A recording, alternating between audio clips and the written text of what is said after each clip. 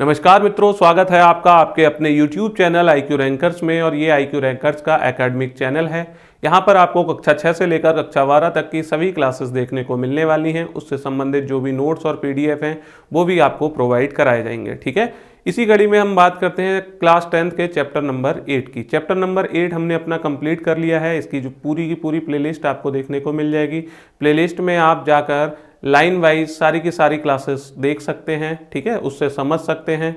और जो उसमें एक्सरसाइज 8.1 और 8.2 है, ठीक है, उससे संबंधित जो फॉर्मूलेज थे और जो टेबल है उसका उपयोग हम चैप्टर नंबर 9 में भी करने वाले हैं। अगर आपने वो वीडियोस नहीं देखी हैं तो एक बार जाकर उन वीडियोस को ज़रूर देख लें। ठीक है, अब अगर हम चैप्टर नंबर 9 की बात करें, हमने जब चैप्टर नंबर 8 स्टार्ट किया था तो पहले ही हमने बोला था कि भाई हम इसमें क्या सीखेंगे। हमने वहाँ पे आपको बताया था कि ये क्या होता है त्रिकोणमिति, तो इसका परिचय करा रहे थे। हमने कहा था कि भाई जो परिचय होता है ना, परिचय पहली बार कराया जाता है। ठीक, तो हमने पहली बार उससे 10th में आके ट्रिग्नोमेट्री को सीखा है। सबसे पहले हमने उस चीज़ को समझा। ठीक है, अब हम क्या करेंगे, उसका प्रयोग करेंगे कि जो हमारी डे टू डे लाइफ है उसमें हम त्रिकोणमिति का कहाँ पर यूज़ करते हैं।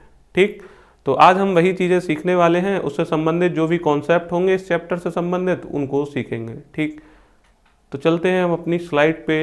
यहाँ पे क्या है, देखो, सबसे पहले हमें कुछ चीज़ें पता होनी चाहिए। इस चैप्टर में हमें ये जो 4 चीज़ें हैं इन्हें तो पता ही होना चाहिए कि क्या दृष्टि रेखा क्या होती है, क्षैतिज रेखा क्या होती है, उन्नयन कोण और अवनमन कोण क्या होते हैं। ठीक है, तो अगर हम सबसे पहले बात करते हैं क्षैतिज रेखा की। क्षैतिज रेखा क्या होती है, देखो, अगर आपकी कोई लाइन इस तरीके से जा रही है, ठीक, ये आपकी क्या कहलाती है जी, क्षैतिज रेखा कहलाएगी। ठीक है, क्या कहलाएगी, क्षैतिज रेखा। ये क्या होगी जी, क्षैतिज रेखा। ये जो पड़ी हुई लाइन है ये क्या हो जाएगी, क्षैतिज रेखा। और अगर हम एक लाइन ऐसे खींच दें तो ये आपकी क्या कहलाएगी, ऊर्ध्वाधर रेखा। ऊर्ध्वाधर रेखा, ठीक है, ये ऊर्ध्वाधर रेखा होगी। ठीक, इसको हम बोलते हैं क्षैतिज और ये चीज क्या होगी हमारी, ऊर्ध्वाधर। ठीक है, ये चीज क्षैतिज कहलाएगी और ये चीज ऊर्ध्वाधर कहलाएगी। तो देखो, क्षैतिज जब भी बात करें हम क्षैतिज रेखा या क्षैतिज स्तर की, तो क्षैतिज रेखा या क्षैतिज स्तर आपका क्या होगा, ये जो लाइन होगी वो क्षैतिज रेखा या क्षैतिज स्तर कहलाएगी। ठीक है, दूसरी चीज अगर हम बात करते हैं दृष्टि रेखा की। ठीक, दृष्टि रेखा की अगर हम बात करें तो मान लीजिए ये किसी की आंख है। ठीक है, अब इससे आप क्या कर रहे हो, यहाँ पे कोई पतंग है उसको देख रहे हो। ठीक, कोई आदमी है वो यहाँ पे इस चीज को देख रहा है, तो देख रहा है, तो ये इस आंख से इस पतंग को अगर देख रहे हैं तो एक हम लाइन खींचते हैं। ठीक है, जो लाइन काल्पनिक होगी पूरी तरीके से वो क्या होती है, वो आपकी दृष्टि रेखा। दृष्टि रेखा क्या होगी, एक काल्पनिक रेखा होगी जो हमारी आंख से, अगर हम किसी चीज को देख रहे हैं, ऊपर हो या नीचे हो, नीचे की किसी चीज़ को देखेंगे तो हमारी आंख से बिल्कुल एक सीधी लाइन जो जाएगी वो आपकी दृष्टि रेखा कहलाएगी। ठीक है, या फिर हम ऊपर कोई चीज़ देख रहे हैं तो दृष्टि रेखा। कहने का मतलब क्या है, अगर हमारी आंख से हम सामने कोई चीज़ देख रहे हैं तो यहाँ से अगर मान लो एक लेज़र लाइट हमने लगाई और सामने इसको बिल्कुल देखा, किसी चीज़ पे फोकस किया, हमारी आंख जिस चीज़ को देख रही होगी तो हमारी जो लेज़र लाइट होगी वो किसको शो कर रही होगी, दृष्टि रेखा को शो कर रही होगी। क्लियर है इतना, ये आपकी क्या हो गई, दृष्टि रेखा हो गई। ठीक, दृष्टि रेखा समझ आ गई। तो अब हम बात कर लेते हैं उन्नयन कोण और अवनमन कोण की। ठीक है, दृष्टि रेखा समझ आई।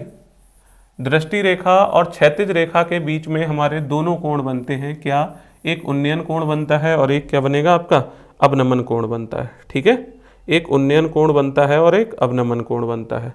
चलो, तो इससे पहले उन्नयन कोण और अवनमन कोण को मैं नेक्स्ट स्लाइड में आपको समझाने की कोशिश करता हूं।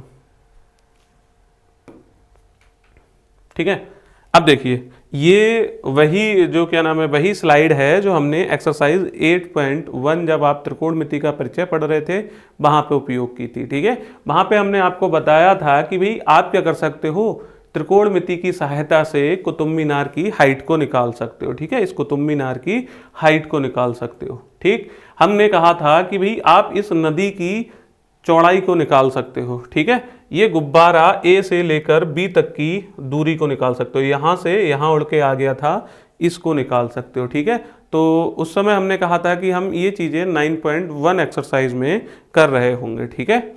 तो अगर हम यहाँ पे देखें क्या क्या चीज़ें हैं, देखो ये एक बच्चा है, ठीक है। यहाँ पे ये जो बच्चा है ये क्या कर रहा है, ये कुतुब मीनार के ऊपरी सिरे को देख रहा है, ठीक है। शीर्ष बिंदु बोलते हैं इसे, हम क्या बोलते हैं, शीर्ष बिंदु, ठीक है। ये क्या हो जाएगा हमारा, शीर्ष हो जाएगा, ठीक है। ये क्या कर रहा है बच्चा, शीर्ष को देख रहा है, ठीक। और यहाँ से ये जो नीचे का सिरा होता है इसे क्या बोलते हैं हम, पाद बिंदु। कुतुब मीनार का ये क्या कहलाएगा, पाद बिंदु। पाद का मतलब संस्कृत में क्या होता है, पैर होता है, ठीक है। पाद का मतलब पैर होता है। तो अगर हम देखें इसका ऊपरी सिरा और एक निचले सिरे को देख रहा है तो ये चीज़ क्या हो जाएगी। अब यहाँ पे ये जो बच्चा है ना, बच्चा, अब यहाँ से अगर देखो ये वाली लाइन, ये वाली लाइन क्या है, ये देख किसे रहा है, पहली बात ये देखो, देख रहा है शीर्ष को, तो देख रहा है शीर्ष को, तो यही तो हो जाएगी हमारी दृष्टि रेखा, हो जाएगी या नहीं। ये चीज़ आपकी क्या बन जाएगी, दृष्टि रेखा बन जाएगी, ठीक है भैया। ये क्या बन जाएगी आपकी दृष्टि रेखा। और ये बच्चा यहाँ पे अगर आप देखो ये वाली लाइन बिल्कुल सीधी दिख रही है तो इसे हमने क्या कहा था, क्षैतिज रेखा, ठीक है, क्षैतिज रेखा, ठीक है। ये आपकी हो जाएगी क्षैतिज रेखा। ये दृष्टि रेखा हो गई, ये क्षैतिज रेखा होगी, और इनके बीच में जो कोण बन रहा है ये जो कोण बन गया ये आपका कहलाएगा उन्नयन कोण। अगर बंदा नीचे से ऊपर की ओर देख रहा है तो आपका क्या बन जाएगा, उन्नयन कोण बन जाएगा, ठीक है। कौन सा कोण बन जाएगा जी, उन्नयन कोण बन जाएगा, ठीक। उन्नयन कोण समझ आ गया। क्या बताया गया था जी, बताया ये गया था कि आपका जो कोण होता है, चाहे उन्नयन कोण हो चाहे अवनमन कोण हो, उन्नयन कोण या अवनमन कोण कहाँ बनता है, दृष्टि रेखा और क्षैतिज रेखा के बीच में बनता है। अगर आप नीचे से ऊपर किसी चीज को देख रहे हो, मतलब आपको ऐसा वो जमीन से कुछ उठी हुई होगी, अगर उठी हुई चीज को देख रहे हो तो आपको क्या देखना है, मतलब आपके जो क्षैतिज स्तर है उससे कोई चीज उठी हुई होगी तो आपको अपनी जो आईज हैं वो ऊपर की ओर देखनी करेंगी, इस तरह से मतलब देखना पड़ेगा, यहाँ पे देखना पड़ेगा। तो ये जो एंगल बनेगा आपका बन जाएगा उन्नयन कोण, ठीक है। समझ आई बात, उन्नयन कोण समझ आया। और अगर हम क्या करते हैं, ऊपर से किसी चीज को देख रहे हैं, जैसे ये बच्चा है ये छत पे बैठा है, यहां पे ये देखो ये इस गमले को देख रहा है, ठीक। ये इसकी क्या हो गई, ये इसकी दृष्टि रेखा हो गई। ये क्या हो गई जी, ये इसकी दृष्टि रेखा हो गई, ठीक है। और यहां पे अगर हम बात करें ये वाली चीज, ये क्या हो जाएगी, ये क्षैतिज रेखा हो जाएगी। ये जो हो जाएगी ये आपकी हो जाएगी क्षैतिज रेखा, ठीक। तो आपका एंगल जो कोण बनेगा, चाहे उन्नयन कोण हो चाहे अवनमन कोण हो, हमेशा किसके बीच में बनेगा, दृष्टि रेखा और क्षैतिज रेखा के बीच में। अगर आप ऊपर से नीचे की किसी चीज को देख रहे हो तो आपका जो एंगल बनेगा वो कौन सा बनेगा, अवनमन कोण बनेगा, ठीक है। कौन सा कोण बन जाएगा जी, अवनमन कोण बन जाएगा, ठीक। ऊपर से नीचे की ओर किसी चीज को देख रहे हैं तो आपका जो कोण बनेगा वो अवनमन कोण बनेगा। अब देखो अगर हम देखें दृष्टि रेखा इसमें कहाँ है, नीचे, और क्षैतिज रेखा कहाँ है इसमें, ऊपर। तो आपका क्षैतिज रेखा और दृष्टि रेखा के बीच में कौन सा कोण बन गया, अवनमन कोण। अवनमन कोण में आप ये बात ध्यान रखेंगे, जो क्षैतिज रेखा है वो ऊपर होगी और दृष्टि रेखा कहाँ होगी, नीचे होगी, ठीक है। उन्नयन कोण की अगर हम बात करें, उन्नयन कोण में क्या होता है, दृष्टि रेखा ऊपर की ओर और क्षैतिज रेखा कहाँ होगी, नीचे की ओर होगी, ठीक है। ये आपका उन्नयन कोण हो जाएगा। इतनी बात आई समझ में। अगर आपको किसी समकोण त्रिभुज में, ठीक है, अब अगर हम बात करें नॉर्मल से समकोण त्रिभुज की, मान लो ये हमारा क्या है, एक समकोण त्रिभुज।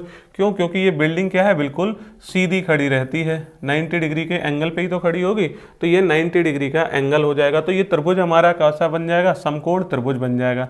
यहाँ पे आपका कोई ना कोई एंगल बन रहा होगा, तो या तो वो उन्नयन कोण होगा, ये वाली चीज तो अभी हम फिलहाल नीचे से देख रहे हैं, ऊपर की ओर देख रहे हैं, तो यहाँ पे क्या बनेगा, उन्नयन कोण, ठीक है। यहाँ पे हमारा क्या बन रहा था, अवनमन कोण, ठीक है।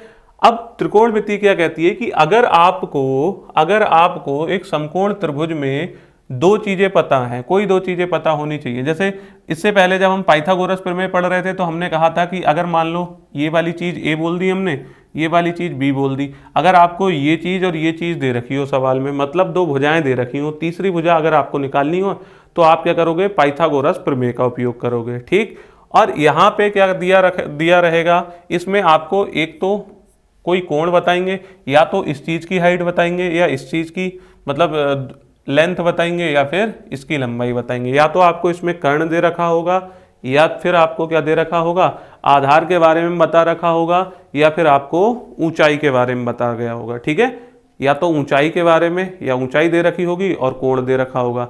तब हम क्या कर लेंगे, तब हम आसानी से किसी भी साइड की लेंथ निकाल लेंगे। क्लियर है इतना?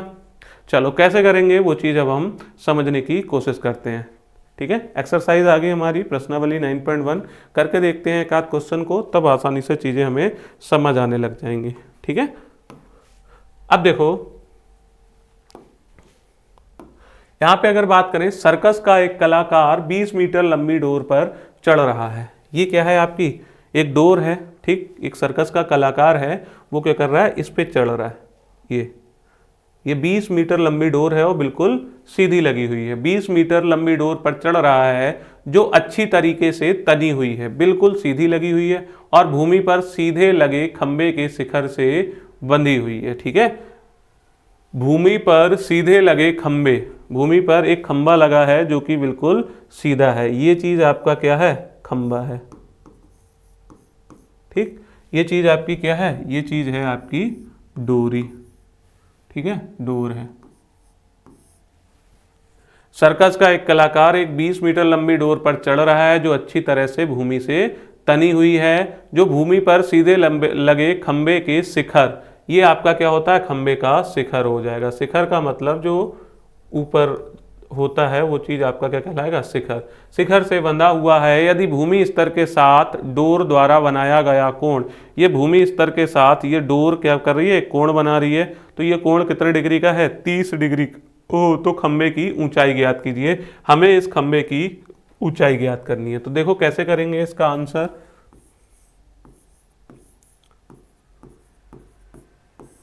सबसे पहले क्या करेंगे, आप लिखेंगे त्रिभुज, सबसे पहले AC हमने क्या माना है, ये तो दिया ही है, तो आप क्या करोगे, त्रिभुज ABC में, यहां पे लिख लोगे त्रिभुज ABC में।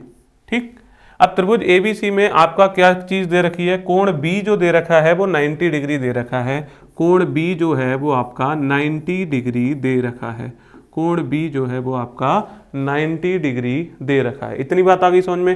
त्रिभुज ABC में कोण B आपका 90 डिग्री हो जाएगा। क्यों हो जाएगा, क्योंकि भाई ये चीज क्या है, बिल्कुल सीधी खड़ी हुई है। ठीक, और ये क्षैतिज स्तर है हमारा, तो इनके बीच में जो कोण बनेगा वो 90 डिग्री का बनेगा। ठीक, अब इन्होंने पूछा क्या था जी, खंबे की ऊंचाई ज्ञात करनी है, हमको ये वाली चीज बतानी है।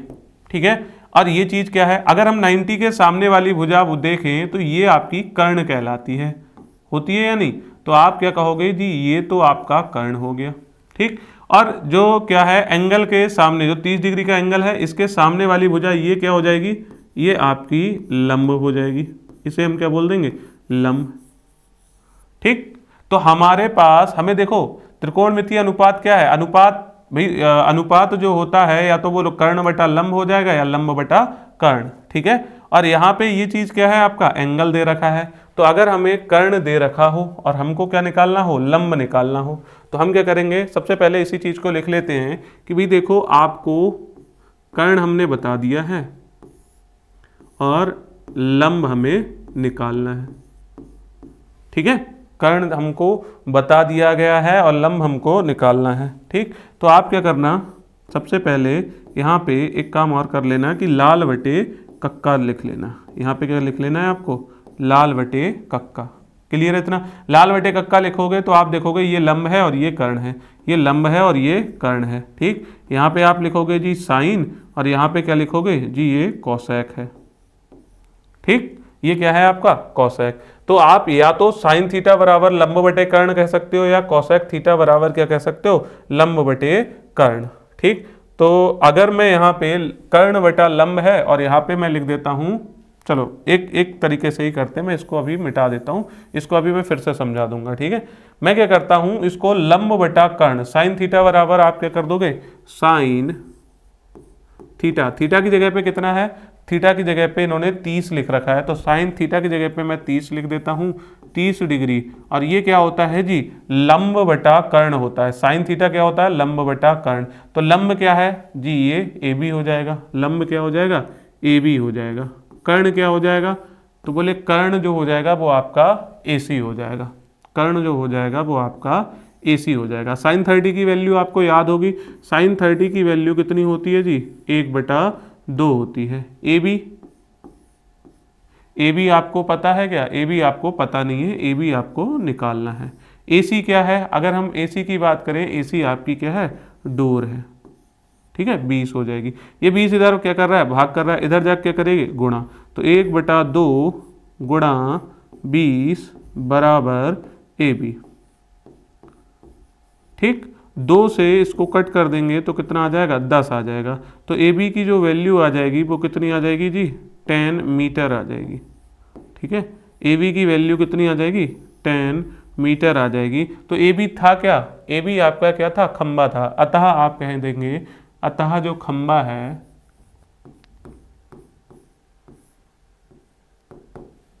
खंबे की ऊंचाई, खंबे की जो ऊंचाई हो जाएगी वो कितनी हो जाएगी, 10 मीटर हो जाएगी। ठीक है, अतः जो खंबा है, खंबे की ऊंचाई आपकी कितनी हो जाएगी, 10 मीटर हो जाएगी। इतनी बात आई समझ में। ठीक, अब हमने पहले क्या लिखा था, कर्ण बटे लंब। अगर कर्ण बटे लंब करके करें तो क्या हो जाएगा, ये बिल्कुल हो जाएगा। कर्ण बटे लंब से भी हो जाएगा। कैसे करेंगे, तो एक बार आप इसको देख लो, इसको उतार सकते हो। ठीक है, अब मैं क्या कर देता हूं, इसको दूसरे तरीके से भी कर देता हूं। पहले मैं ये सारी की सारी चीजें इरेज कर देता हूं। ठीक है, अब मैं क्या कह रहा हूं कि मैंने क्या लिखा था, यहाँ पे कर्ण लिखा था, और ये चीज, ये हमारा क्या है, कर्ण है, और ये क्या है आपका, लंब है। और इस कोण के हिसाब से ये क्या हो जाएगा, आपका आधार हो जाएगा। ठीक, क्या हो जाएगा, त्रिभुज ए बी सी में, त्रिभुज ए बी सी में कोण बी जो है वो आपका किसके बराबर है, 90 डिग्री के बराबर है। ठीक है, तो हम इसमें क्या लगाएंगे, कोसेक 30। कोसेक 30, कोसेक 30 क्या हो जाएगा जी, कर्ण बटा लंब होता है या नहीं। तो कोसेक 30 की अगर हम बात करें इस एंगल के हिसाब से, कर्ण क्या है, कर्ण आपका है 20, लंब आपका क्या है जी, लंब आपका है ए बी। कोसेक 30 की जो वैल्यू हो जाएगी वो कितनी हो जाएगी, 2 हो जाएगी, गुणा ए बी बराबर कितना हो जाएगा, 20 हो जाएगा। और ए बी बराबर कितना हो जाएगा, 20/2, मतलब 10 मीटर। ठीक है, तो ए बी जो आ जाएगा, जो खंबा है वो कितना आ जाएगा, 10 मीटर आ जाएगा। ठीक है, तो आप किसी भी तरीके से इस सवाल को कर सकते हो। ठीक, आप चाहते तो कर्ण बटा आधार भी कर सकते थे, कर्ण बटा आधार करके भी ये सवाल हो जाएगा। लेकिन क्या होगा, हमको आधार के बारे में कुछ पूछा गया है क्या, हमें इसके बारे में कुछ बताने को कहा ही, मतलब उन्होंने पूछा ही नहीं है, क्वेश्चन में पूछा ही नहीं गया, तो हम इसको क्यों निकालते हुए फिरेंगे। आप अगर एक साइड और एक एंगल दे रखा है, अगर आपको क्या दे रखा है, कोई इस त्रिभुज की एक साइड दे रखी है, साइड दे रखी है, और एक एंगल दे रखा है, तो आप क्या कर सकते हो, आप इस साइड को भी निकाल सकते हो, आप इस साइड को भी निकाल सकते हो। ठीक है, इस एंगल को भी निकाल सकते हो। ठीक है, अगर हमें किसी त्रिभुज में 2 चीजें दे रखी हों, या तो 2 भुजाएं दे रखी हों, 2 भुजाएं दे रखी होंगी तो हम कौन सी प्रमेय लगा देते हैं, पाइथागोरस प्रमेय। तीसरी साइड निकाल लेते हैं और उनके रेशियो से हम क्या कर सकते हैं, एंगल भी निकाल सकते हैं। दूसरी चीज अगर हम बात करें, ये चीज हमें दे रखी हो क्या, कि भाई एक कोण और एक साइड दे रखी हो। अगर किसी त्रिभुज में एक कोण और एक साइड दे रखी हो तो हम बाकी की बची 2 भुजाओं को भी निकाल सकते हैं और बाकी का जो कोण बचा उसे भी निकाल सकते हैं। ठीक है, तो क्वेश्चन नंबर 1 उम्मीद है ये समझ आ गया होगा, और चीज़ें धीरे धीरे आपकी क्या होते जाएंगे, क्लियर होते जाएंगे। जो डाउट आ रहे होंगे उनको मैं धीरे धीरे आपका क्लियर करते जाऊँगा। ठीक है, और ये क्वेश्चन अगर आप उतारना चाहें तो उतार सकते हैं। ठीक है, तो चलें नेक्स्ट क्वेश्चन पे। क्वेश्चन नंबर 2 आपके सामने ये रहा। ठीक है, यहाँ पे क्या कह रहा है, आंधी आने से एक पेड़ टूट जाता है और टूटा हुआ भाग इस तरह मुड़ जाता है कि पेड़ के शिखर जमीन को छूने लगता है और इसके साथ 30 डिग्री का कोण बनाता है। पेड़ के पाद बिंदु की दूरी जहां पेड़ के शिखर जमीन को छूता है 8 मीटर है। पेड़ की ऊंचाई ज्ञात कीजिए। ठीक है, हुआ क्या, हुआ क्या भाई, एक क्या था, ये पेड़ था,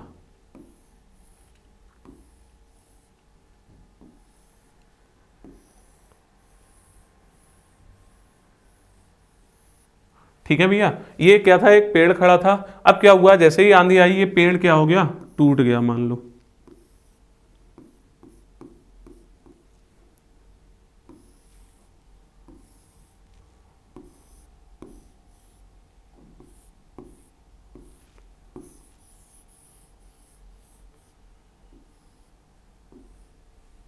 ठीक, तो ये क्या हो जाएगा, ये पेड़ मान लो आपका क्या हुआ, टूट गया। ये टूट गया, तो टूट गया तो इन्होंने क्या कहा, आंधी आने से एक पेड़ टूट जाता है और टूटा हुआ भाग इस तरह मुड़ जाता है कि एक पेड़ का शिखर जमीन को छूने लगता है। ये जो पेड़ का शिखर था, शिखर का मतलब ऊपर वाला हिस्सा, ऊपरी हिस्सा जमीन को छूने लगता है। ठीक है, ये आपकी जमीन रही होगी मान लो, तो ये क्या कर रहा है, जमीन को छूने लगता है। ठीक, जमीन को छूने लगता है और इसके साथ 30 डिग्री का कोण बनाता है। और ये जो एंगल बन रहा है ना जी यहाँ पे, ये आपका क्या है, 30 डिग्री का कोण बन रहा है। यहाँ पे 30 डिग्री का कोण बनाता है। पेड़ के पाद बिंदु की दूरी, जो पेड़ है उसके जो पाद बिंदु है, ये वाला पाद बिंदु की दूरी जहां पेड़ का शिखर जमीन को छूता है 8 मीटर है। जहां पेड़ का शिखर जमीन को छूता है, इनके बीच की दूरी कितनी है, 8 मीटर है। ठीक है, 8 मीटर है।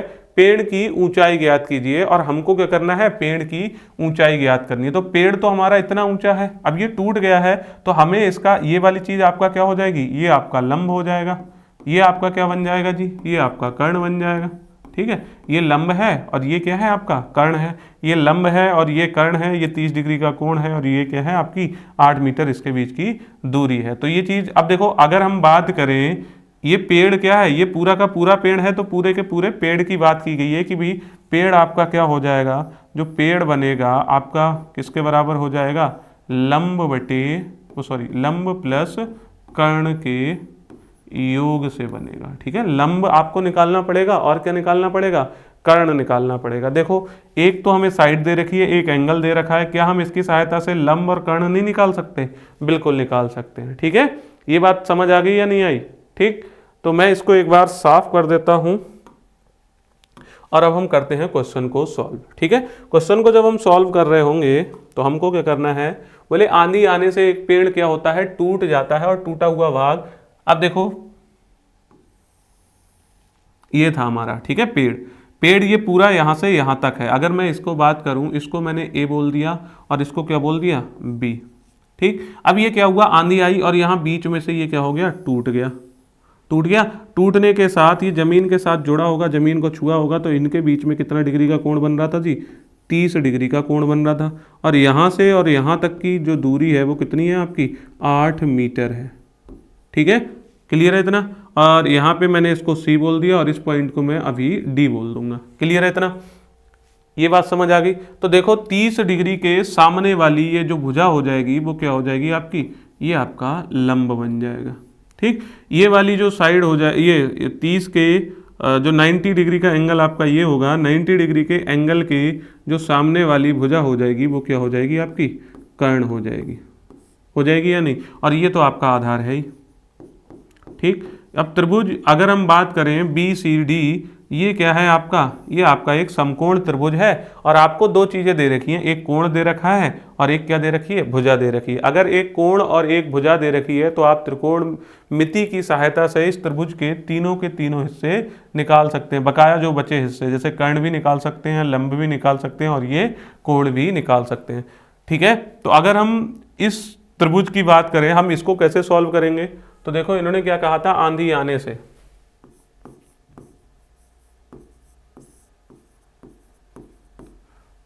अब देखो अगर हम कहें ए बी क्या है, माना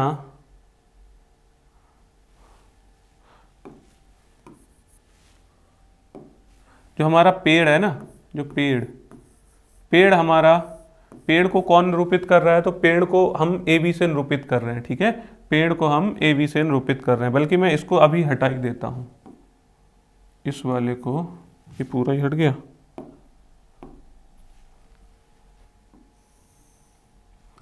पेड़ यहाँ पे टूट के आके गिर गया तो मैंने ऊपर के हिस्से को हटा दिया। तो अब हमारा जो पेड़ हो जाएगा, पेड़, अगर आपको पेड़ की लंबाई निकालनी है तो क्या क्या चीजें निकालनी पड़ेंगी, एक तो लंब प्लस कर्ण, अभी हमने पीछे डायग्राम में समझाया भी था, तो ये बी डी और प्लस का क्या हो जाएगा, सी डी। ठीक है, तो पेड़ आपका जो हो जाएगा वो किसके बराबर हो जाएगा जी, B D plus C D के बराबर हो जाएगा। क्लियर है इतना, पेड़ हमारा क्या हो जाएगा, B D plus C D के बराबर। ठीक, हमको बी सी बराबर क्या दे रखा है, बी सी बराबर जो है वो दे रखा है 8 मीटर। ठीक है, एंगल डी सी बी कितना दे रखा है, एंगल डी सी बी आपका जो है वो कितना है, 30 डिग्री। तो आप क्या लिखोगे, त्रिभुज डी सी बी में, त्रिभुज डी सी बी में कोण जो बी है वो किसके बराबर है, 90 डिग्री के बराबर है। ठीक, अब इसमें आप त्रिकोणमिति का कोई सा भी रेशियो लगा सकते हैं, कोई सा भी। ठीक है, क्यों, क्योंकि हमें लंब भी निकालना पड़ेगा, कर्ण की भी जरूरत पड़ेगी, तो आप चाहे साइन, कॉस, टेन, कोसेक, सेक, कॉट, कोई सा भी त्रिकोणमितीय अनुपात लगा सकते हैं। ठीक है, जैसे मान लो मैंने यहां से क्या किया, मुझे फिलहाल क्या पता है, आधार पता है, तो आधार पता है, मैं क्या करूंगा, मुझे लंब निकालना है, तो आधार पता है और मुझे क्या करना है, लंब निकालना है। तो मैं अगर यहां पे लिख दूं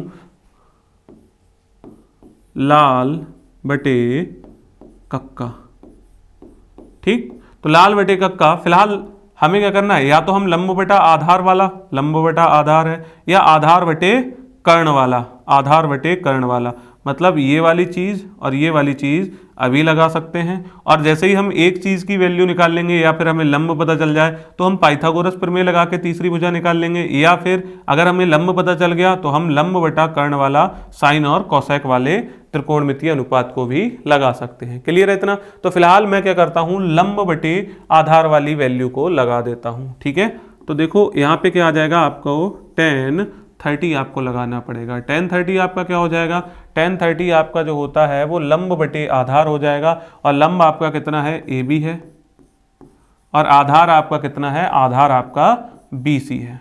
ठीक है, tan 30 की अगर हम बात करें तो tan 30 आपका कितना हो जाएगा जी, सॉरी tan 30 आपका होता है 1/√3। ठीक, ए बी आपका कितना हो जाएगा, ए बी आपको निकालना ही है, ए बी कहाँ है यार, ए बी नहीं है ये, tan 30 आपका क्या हो जाएगा, ये डी बी, लंब आपका क्या हो जाएगा, लंब आपका डी बी है। ठीक है, डी बी है, और आधार आपका क्या है, बी सी। तो 1/√3, यहाँ पे आपको डी वी की तो वैल्यू निकालनी ही है, और बी सी आपका कितना है जी, 8 है। ठीक, तो अगर आपसे कहा जाए कि डीवी की वैल्यू निकालो तो डीवी आपका कितना आ जाएगा, डीवी, ये 8 इधर जाके गुणा करेगा तो 8 एकम 8/√3 हो जाएगा। डीवी की जो वैल्यू हो जाएगी वो हो जाएगी 8/√3 मीटर। ठीक है, डीवी की वैल्यू आपकी कितनी हो जाएगी, 8/√3 मीटर। इतनी बात आ गई समझ में, डीवी की वैल्यू निकालनी आ गई।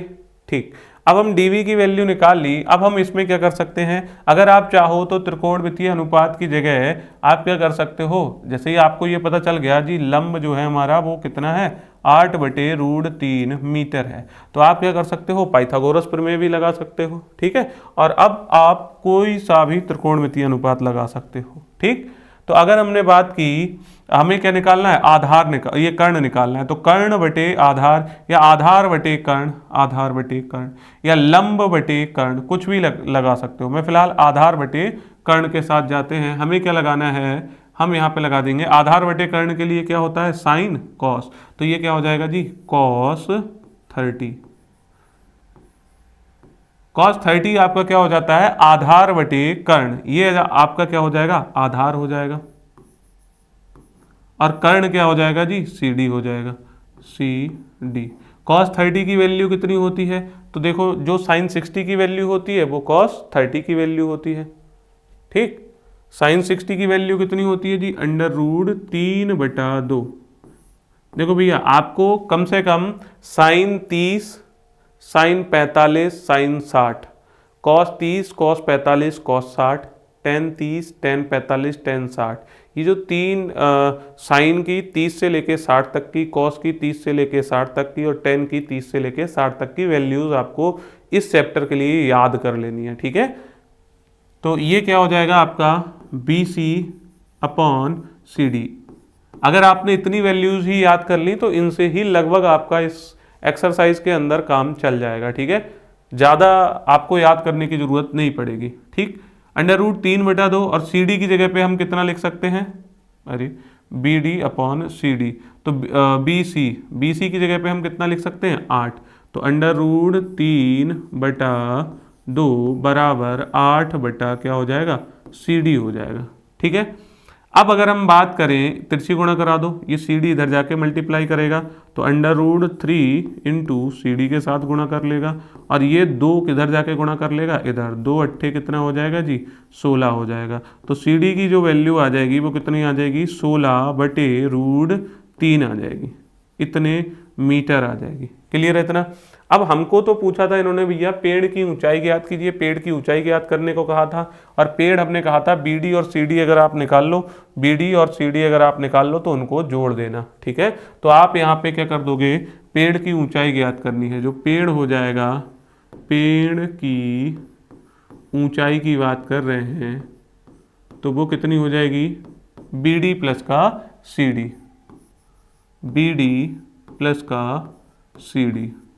बीडी आपका कितना है, तो बीडी है आपका 8/√3, 8/√3 प्लस यहाँ पे ये चीज़ कितनी है 16/√3, 16/√3, ठीक है। इन दोनों को जोड़ देंगे तो 16 और 8 कितना हो जाएगा जी 24/√3।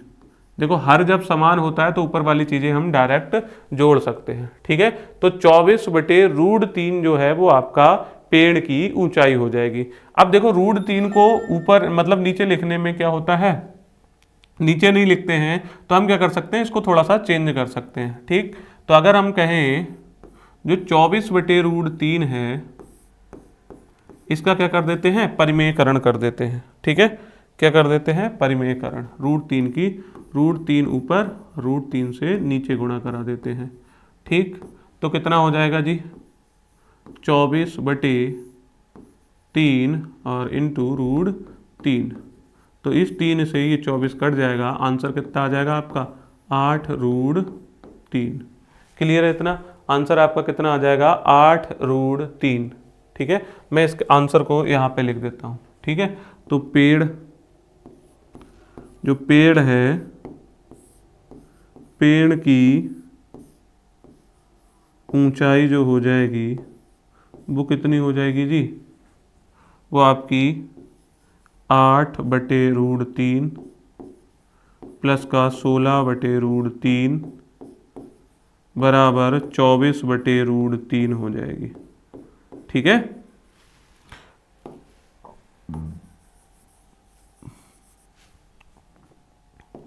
और फिर हम इसका जब परिमेयकरण करते हैं तो √3 अपॉन √3, ठीक है। ये जो 24/√3 की √3 से गुणा होती है 3 हो जाता है और ऊपर क्या बचता है आपका √3। इस 3 से ये कैंसल आउट हो जाएगा तो कितना हो जाएगा जी 8√3 हो जाएगा। तो पेड़ की ऊंचाई कितनी आ जाएगी 8√3 मीटर हो जाएगी। ये जो पेड़ है, पेड़ की ऊंचाई कितनी हो जाएगी टोटल 8√3 मीटर हो जाएगी, ठीक है। 8√3 मीटर हो जाएगी। इतनी बात आ गई समझ में। तो ये आपका क्वेश्चन था। आप लास्ट में ये वाली लाइन लिख सकते हो, अतः पेड़ की जो ऊंचाई है वो कितनी हो जाएगी 8√3 मीटर हो जाएगी, ठीक है। क्वेश्चन नंबर 2 उम्मीद है आपको समझ आ गया होगा, ठीक है। तो चले नेक्स्ट स्लाइड पे चलते हैं, ठीक है।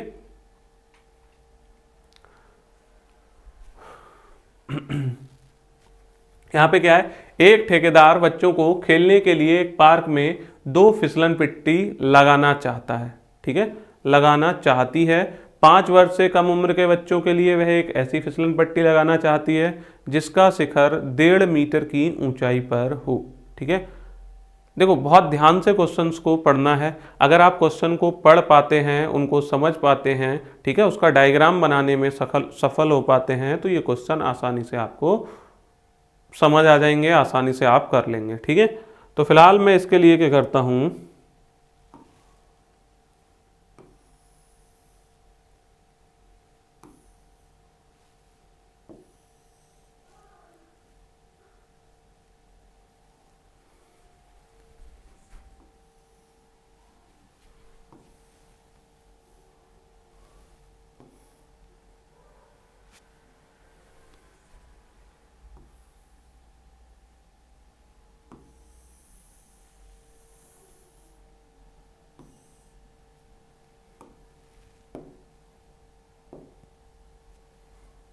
चलो पहले इसी को पढ़ लेते हैं। एक ठेकेदार बच्चों को खेलने के लिए एक पार्क में 2 फिसलन पट्टी लगाना चाहती है। 5 वर्ष से कम उम्र के बच्चों के लिए वह एक ऐसी फिसलन पट्टी लगाना चाहती है जिसका शिखर 1.5 मीटर ऊंचाई पर हो। ठीक है, क्या हो जाएगा जी,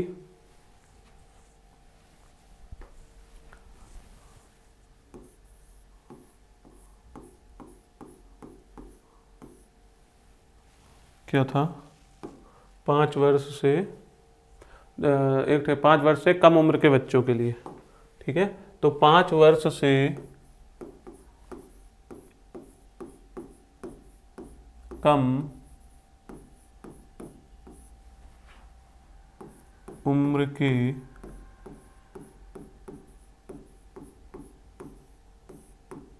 बच्चों के लिए। ठीक है, 5 वर्ष से कम उम्र के बच्चों के लिए पार्क में 2 फिसलन पट्टी लगाना चाहती है। वह एक ऐसी फिसलन पट्टी लगाए जिसका शिखर 1.5 मीटर की ऊंचाई पर हो। अगर हम इसका डायग्राम बनाने की कोशिश करें तो यहाँ पे क्या गया है, जिसका शिखर, एक फिसलन पट्टी लगाना चाहती है। फिसलन पट्टी आपकी इस तरह की होगी, ठीक है, जिस पे बच्चे फिसलेंगे। तो यहाँ पे क्या है, इसका जो शिखर होगा वो कितनी ऊंचाई पर होगा, 1.5 मीटर की ऊंचाई पे।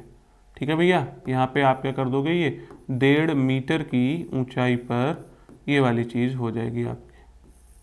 ठीक है, 1.5 मीटर की ऊंचाई पर हो और भूमि के साथ 30 डिग्री के कोण पर झुका हुआ हो। और भूमि के साथ कितने डिग्री के कोण पर झुका हुआ हो जी, 30 डिग्री के कोण पर झुका हुआ हो। ठीक, आपको ए, बी और सी, ठीक है, ये वाली बात थी, 30 डिग्री कोण पर झुका हुआ। जबकि इससे अधिक उम्र के बच्चों के लिए, इससे अधिक उम्र के बच्चों के लिए वह 3 मीटर की ऊंचाई पर एक अधिक ढाल की फिसलन पट्टी लगाना चाहती है जो भूमि के साथ 60 डिग्री का कोण बनाती हो।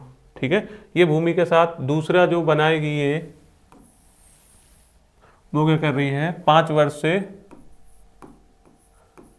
ये जो हो जाएगा 5 वर्ष से अधिक। ठीक है, 5 वर्ष से अधिक बच्चों के लिए क्या करना चाहती है, 5 वर्ष से अधिक उम्र के बच्चों के लिए ये एक दूसरी फिसलन पट्टी लगाना चाहती है। और इनके बीच में क्या कह रही है कि जो फिसलन पट्टी है ना, ये फिसलन पट्टी हो गई, इसकी ऊंचाई 3 मीटर रखना चाहती है और जो एंगल है वो कितना रखना चाहती है, वो 60 डिग्री रखना चाहती है। ठीक है, इससे अधिक उम्र के बच्चों के लिए वह 3 मीटर की ऊंचाई पर एक अधिक ढाल की फिसलन पट्टी लगाना चाहती है जो भूमि के साथ 60 डिग्री का कोण बनाती है। प्रत्येक स्थिति में फिसलन पट्टी की लंबाई क्या होनी चाहिए, हमको ये बताना है। ठीक है, तो हमको क्या बताना है, फिसलन पट्टी की लंबाई क्या होनी चाहिए। फिसलन पट्टी हमारी क्या हो गई, AC। तो हम कहेंगे जो फिसलन पट्टी AC है, आपको निकालना क्या है जी, आपको निकालना है फिसलन पट्टी। फिसलन पट्टी की लंबाई AC निकालनी है। ठीक है, फिसलन पट्टी की लंबाई आपको AC की वैल्यू निकालनी है। तो क्या करेंगे, त्रिभुज ABC में आप जो लिखोगे, इसको लिखोगे क्या भैया, त्रिभुज ABC में क्या है, एंगल B आपका कितना हो जाएगा, एंगल B आपका 90 डिग्री हो जाएगा। ठीक, और जो एंगल ACB है, एंगल ACB है वो कितना है, 30 डिग्री के बराबर है। ठीक, हमको निकालना क्या है जी, AC निकालना है। AC मतलब हमको कर्ण निकालना है। दे क्या रखा है जी, लंब दे रखा है। ठीक है, तो हम यहाँ पे लाल बटे कक्का क्या कर देंगे जी, लाल बटे कक्का लिख लेते हैं। तो लाल बटे कक्का में हमको पता है ये लंब हो गया और ये क्या हो गया, कर्ण।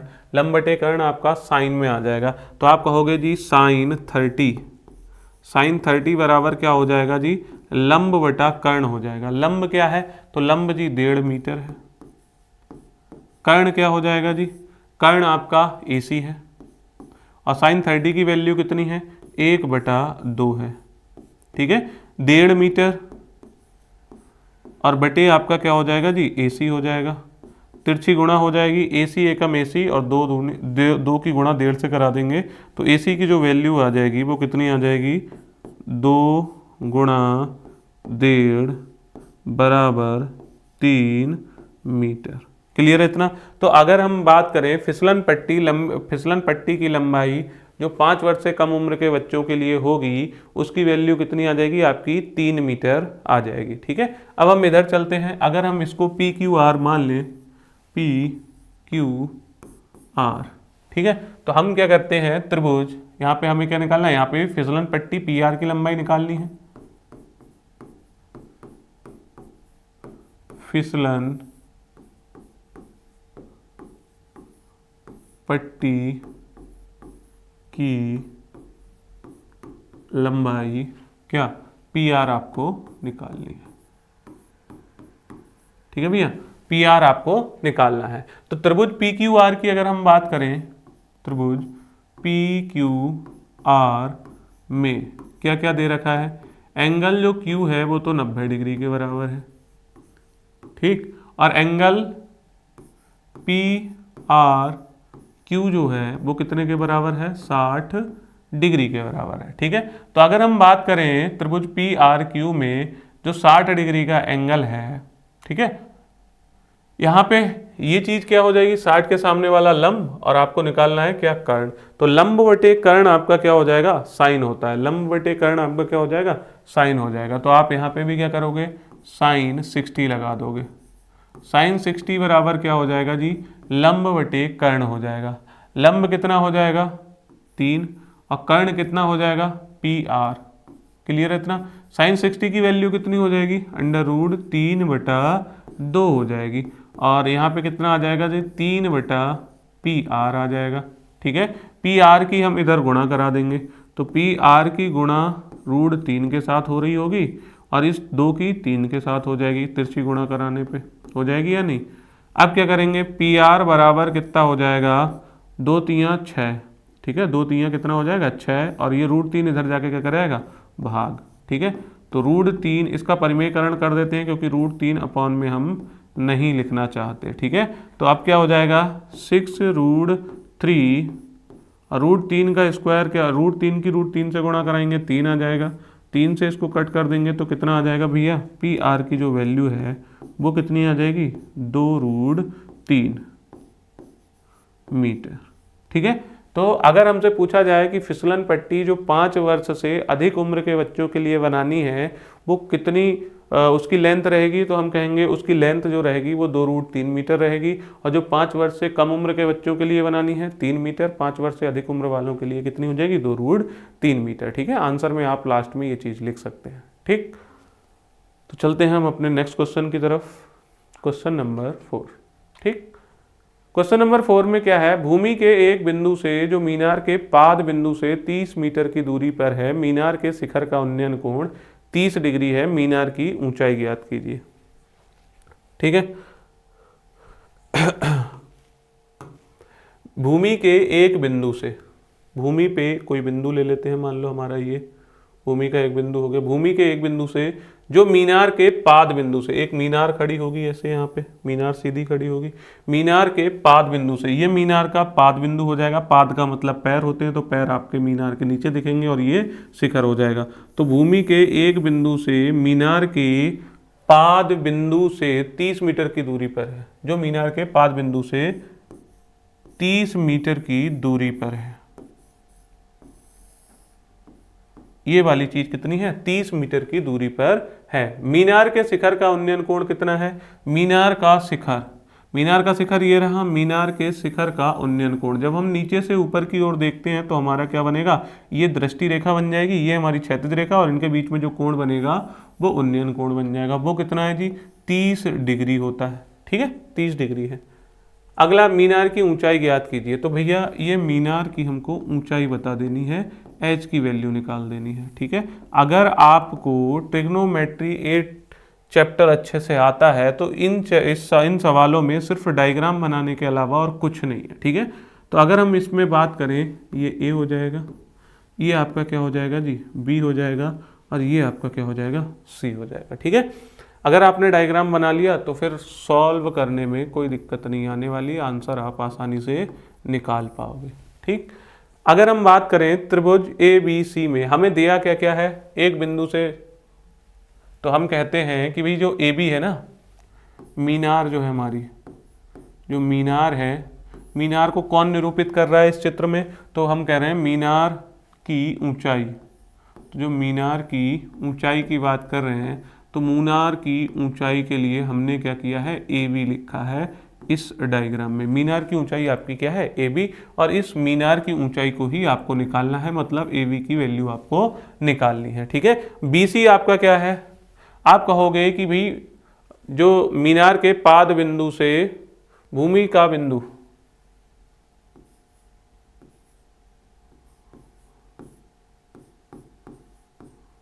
भूमि पर जो स्थित बिंदु है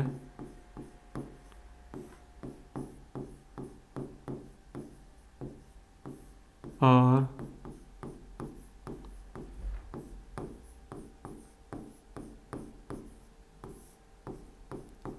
मीनार के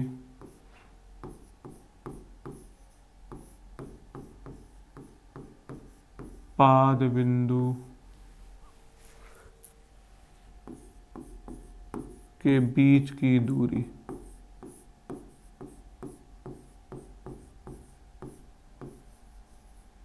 हमने किससे लिखा है जी, वो हमने लिख दिया बी सी से।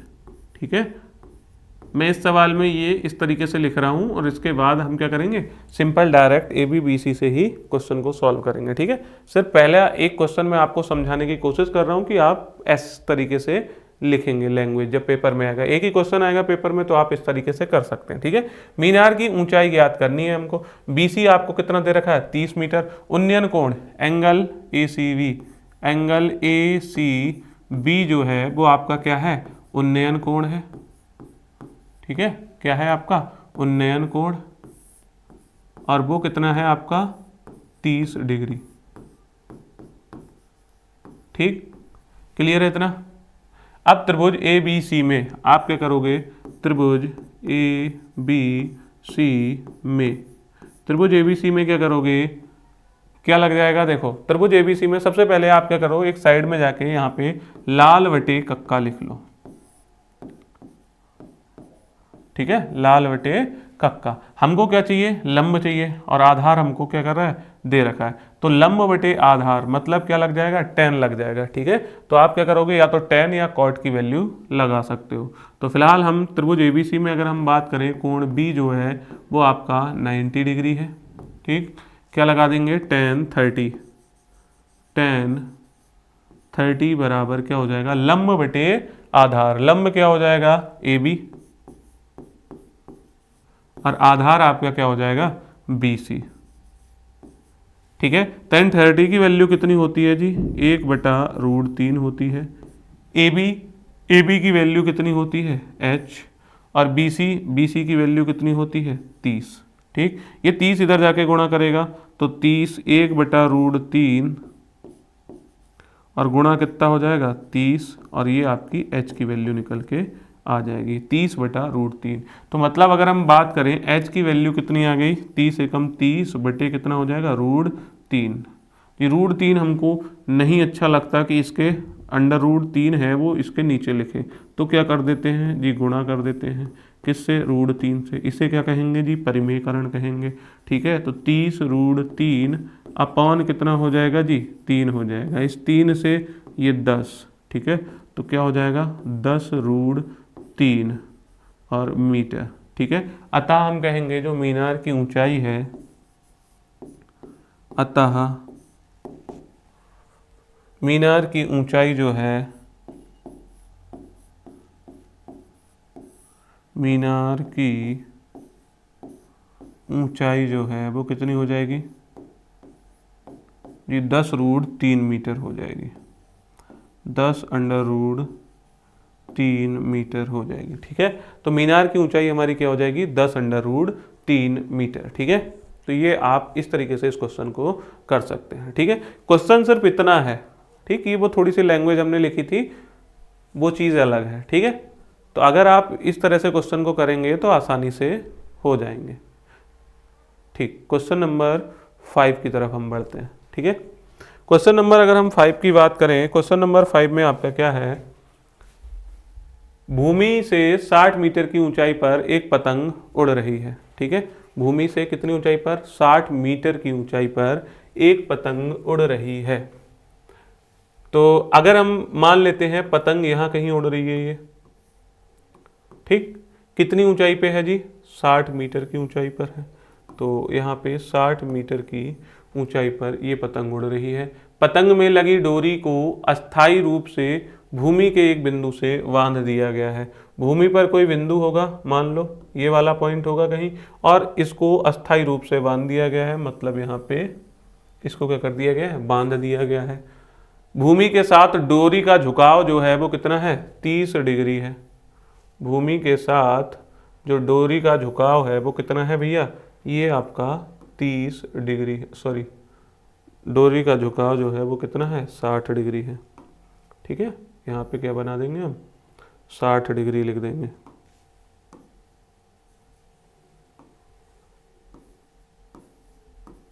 ठीक है, ये क्या हो जाएगा आपका, 60 डिग्री हो जाएगा। ठीक, भूमि के साथ डोरी का झुकाव कितना है, 60 डिग्री। ये मानकर कि डोरी में कोई ढील नहीं है, इसमें कोई ढील नहीं है, बिल्कुल तनी हुई डोरी है, बिल्कुल सीधी डोरी है। डोरी की लंबाई ज्ञात करनी है हमको। ये आपका ये वाली चीज जो है, इन्होंने क्या कहा है, ये आपकी डोरी है।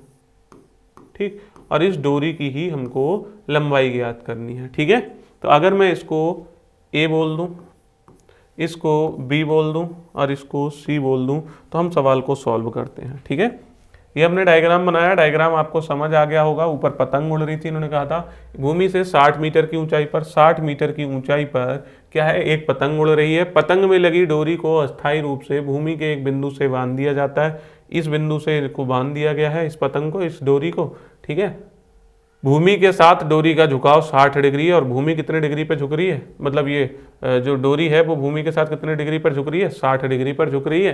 तो ये मानकर कि डोरी में कोई भी ढील नहीं है, डोरी की लंबाई ज्ञात करनी है। तो आप क्या करेंगे, यहाँ पे लगा देंगे त्रिभुज ABC, लिखेंगे क्या, त्रिभुज ABC में, त्रिभुज ABC में। ठीक, हमें निकालना क्या है, हमको डोरी की लंबाई निकालनी है AC। ठीक है, तो हमको निकालना क्या है, त्रिभुज ABC में अगर आप पहले बात करो, एंगल दे रखा है आपको, एंगल B तो आपका 90 डिग्री हो जाएगा, और एंगल ACB आपका कितना दे रखा है, वो आपका 60 डिग्री दे रखा है। ठीक, 60 डिग्री के सामने वाला जो कोण हो जाएगा वो लंब होता है, और ये आपका क्या हो जाएगा, कर्ण हो जाएगा। तो लंब बटे कर्ण आप लगा सकते हो, sin 60 आप लगा सकते हो। जैसे अगर मैं यहाँ पे लिख दूं लाल बटे कक्का, ठीक है, जिन लोगों को इस चीज़ में दिक्कत हो रही हो तो वो इस तरीके से ये चीज़ें कर सकते हैं। लिख के आप कहोगे कि भाई ये क्या है आपका 90 डिग्री आपका ये रहा, 90 के सामने वाला कर्ण होता है, तो कर्ण आपको मिल गया, और एक क्या है लंब, आपको ये हो गया। तो लंब बटे कर्ण आपका क्या हो जाएगा जी, साइन। ठीक है, तो साइन थीटा बराबर आप लंब बटा कर्ण। ठीक है, तो आप क्या करोगे जी, साइन 60 लगा दोगे, और साइन 60 बराबर क्या हो जाएगा, लंब बटे कर्ण हो जाएगा। लंब आपका क्या हो जाएगा जी, AB हो जाएगा, लंब आपका क्या हो जाएगा, AB हो जाएगा। कर्ण आपका क्या हो जाएगा, कर्ण आपका AC हो जाएगा, कर्ण आपका AC हो जाएगा। साइन 60 की वैल्यू कितनी हो जाएगी, √3/2। AB की वैल्यू कितनी दे रखी है, AB की वैल्यू 60 दे रखी है। AC की वैल्यू आपको कितनी दे रखी है, AC आपको निकालना था, ये डोरी की लंबाई है। ठीक है, तो ये AC इधर जाके गुणा करेगा, तो √3 AC के साथ पहले गुणा कराएगा, ठीक। और ये 2 और 60 आपस में गुणा कर लेंगे, मतलब 60 की गुणा आप कितने से करा दोगे, 2 से। तो जो AC है, AC की वैल्यू आपकी कितनी हो जाएगी जी, 120/√3 हो जाएगी। ठीक। अब अंडर रूट 3 को हम नीचे लिखना पसंद नहीं कर रहे हैं, तो हमने कहा कि भाई √3 ऊपर मल्टीप्लाई करा दो, यहाँ पे भी √3 की आप क्या करोगे, मल्टीप्लाई करा दोगे। ठीक है। तो आप क्या हो जाएगा, 120√3 और नीचे कितना आ जाएगा आपका, ये √3 की √3 से गुणा होगी तो 3 आ जाएगा। तो कितनी वैल्यू आ गई आपकी जी, 40√3 आ जाएगी। कितनी आ जाएगी, 40√3 मीटर। ठीक है। कितनी आ जाएगी, 40√3 मीटर। ठीक। तो ये चीज़ क्या थी, ये डोरी की लंबाई थी। तो हम कहेंगे अतः जो डोरी है, डोरी की लंबाई कितनी हो जाएगी, अतः जो डोरी है, डोरी की लंबाई हो जाएगी, वो कितनी हो जाएगी, तो डोरी की जो लंबाई हो जाएगी वो आपकी कितनी हो जाएगी, 40√3 मीटर हो जाएगी। ठीक है। डोरी की लंबाई आपकी कितनी हो जाएगी, 40√3 मीटर। ठीक है। नेक्स्ट चलते हैं। 1.5 मीटर लंबा एक लड़का 30 मीटर ऊंचे एक भवन से कुछ दूरी पर खड़ा है। ठीक है। 1.5 मीटर लंबा एक लड़का 30 मीटर ऊंचे भवन से कुछ दूरी पर खड़ा है। देखो यहां पे मान लो ये भवन है और भवन से कितनी दूरी पर खड़ा है, भवन कितना ऊंचा है, 30 मीटर। एक लड़का 30 मीटर ऊंचे भवन से कुछ दूरी पर खड़ा है। यहां पे मान लेते हैं हम कोई लड़का खड़ा होगा। ठीक है। यहां पे क्या मान लेते हैं, कोई लड़का होगा। लड़के को हम इस तरीके से बना देते हैं। ठीक है, थोड़ा सा अलग करके। ये क्या है, एक लड़का खड़ा है और 30 मीटर क्या है, ऊंचा भवन है। ठीक है। इसको मैं इधर भवन लिख देता हूं ताकि आप लोग कंफ्यूज ना हो। ठीक। तो इन्होंने कहा ये 1.5 मीटर लंबा एक लड़का, इस लड़के की लंबाई कितनी है, ये जो लड़का है, लड़के की लंबाई दे रखी है। 1.5 मीटर लंबा एक लड़का 30 मीटर ऊंचे भवन से कुछ दूरी पर खड़ा है। जब वह ऊंचे भवन की ओर जाता है तब उसकी आंख से भवन के शिखर का उन्नयन कोण 30 डिग्री से 60 डिग्री हो जाता है। अब ये लड़का किधर जा रहा है, इधर जा रहा है। इधर जाएगा तो सिंपल सी बात है, यहाँ से एंगल क्या हो जाएगा, कम हो जाएगा। यहाँ पे अगर हम बात करें, देखो ये कह रहे हैं यहाँ पे तो एंगल आपका कितना बनेगा, 30 डिग्री। और यहाँ पे अगर हमने इस चीज़ को मिला दिया तो ये कितना बन जाएगा जी, 60 डिग्री। कितना बन जाएगा जी, 60 डिग्री हो जाएगा। क्लियर है इतना। तो बोले तब उसकी आंख से भवन के शिखर का उन्नयन कोण 30 से 60 डिग्री हो जाता है। बताइए कि भवन की ओर कितनी दूरी तक चलकर गया। तो हमको ये बताना है कि ये भवन से यहाँ तक कितनी दूर चल के गया है, मतलब इसकी वैल्यू, ये आपका क्या हो जाएगा, ये आपकी ज़मीन हो जाएगी। ठीक है। अब मैं इसको अगर हम बात करें A, ठीक, इसको B बोल दूँ, इसको C बोल दूँ, इसको अगर मैं D बोल दूँ, यहाँ पे E पॉइंट, यहाँ पे मैं F पॉइंट दे दूँ। ठीक है, F पॉइंट। क्लियर है इतना। तो ये हमारा क्या है, ये कुछ डायग्राम हमारा ऐसा बनेगा। ठीक, डायग्राम समझ आया, एक बार फिर से समझ लेते हैं। लड़का जो था वो 1.5 मीटर लंबा था। एक लड़का 30 मीटर ऊंचा, भवन कितना है, 30 मीटर ऊंचा भवन से कुछ दूरी पर खड़ा है, कुछ डिस्टेंस पे खड़ा हुआ है। ठीक है। जब वह ऊंचे भवन की ओर जाता है, वो लड़का इधर चलना शुरू कर देता है। ई पॉइंट पे था, अब वो चलते चलते कहाँ पे पहुंच गया, F। तो उसका क्या होता है, तो जो उसके शिखर का उन्नयन कोण है वो 30 डिग्री से, जब वो यहाँ से शिखर को देख रहा था, भवन के शिखर को देख रहा था, तो ये दृष्टि रेखा हो गई और ये आपकी क्षैतिज रेखा हो गई। यहाँ पे कितने डिग्री का एंगल बन रहा है, 30 डिग्री का एंगल बन रहा है। तो वो यहाँ पे पहुंचा, यहाँ पे अब उसने शिखर को देखा तो कितने डिग्री का एंगल बनेगा, 60 डिग्री का एंगल बनेगा। तो बताइए कि भवन की ओर कितनी दूरी तक वो चल के गया। तो अगर हम डायग्राम के हिसाब से चलें तो हमें क्या बताना है, हमें ये चीज़ बतानी है DEF, इसको अगर हमने मान लिया DG मान लो। ठीक है। तो हमको DG की लंबाई बतानी है। ठीक है। तो अगर हम बात करें कैसे सॉल्व करेंगे, देखो जरा, अगर हम बात करें, हमें क्या दे रखा है, भवन। भवन कितना ऊंचा है, 30 मीटर ऊंचा है। अब यहाँ पे 1.5 मीटर का जो ये लड़का है, ये भी एक क्या करेगा, सिग्निफिकेंट रोल अपना अदा करेगा।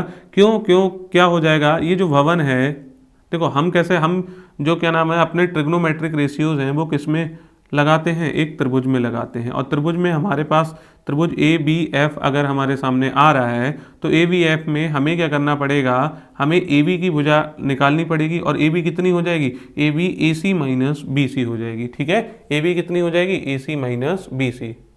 तो जो भवन है, भवन को इन्होंने क्या कहा था, ठीक है, भवन की ऊंचाई, भवन की ऊंचाई हम अगर इस डायग्राम के हिसाब से कहें तो भवन कितना ऊंचा है, AC है, और AC है कितना हमारा 30 मीटर है। ठीक है भैया, AC हमारा कितना है 30 मीटर। लेकिन ED आपका ये क्या है, ED आपका BC के बराबर हो जाएगा। जो लड़का है, लड़का हमने क्या माना, लड़के की जो ऊंचाई है, ठीक है, जो लड़का है, लड़के की ऊंचाई कितनी है, DE, लड़के की ऊंचाई कितनी है, DE। ठीक, और ये DE है कितना, 1.5 मीटर है। और अगर आप गौर से देखो तो जो DE है उतना ही क्या हो जाएगा आपका, BC भी हो जाएगा। कितना हो जाएगा आपका, BC। तो BC भी आपका कितना हो जाएगा, ये वाली चीज भी कितनी हो जाएगी आपकी, 1.5 मीटर। तो हमें क्या निकालना है, AB निकालना है। तो हम अगर AB की वैल्यू की बात करें, AB आपका कितना आ जाएगा, AB आपका आ जाएगा AC minus BC, AC minus BC। AC आपका कितना है जी 30 माइनस BC आपका कितना है जी 1.5, कितना आ जाएगा 28.5, 28.5 मीटर। 28.5 आधा 29 और 1 30। क्लियर है इतना। तो A से लेकर B तक की हमको जो वैल्यू चाहिए थी वो मिल गई। ठीक, अब हम चलते हैं त्रिभुज ABF में। ठीक है, तो त्रिभुज ABF में पहले चलते हैं त्रिभुज ABF में।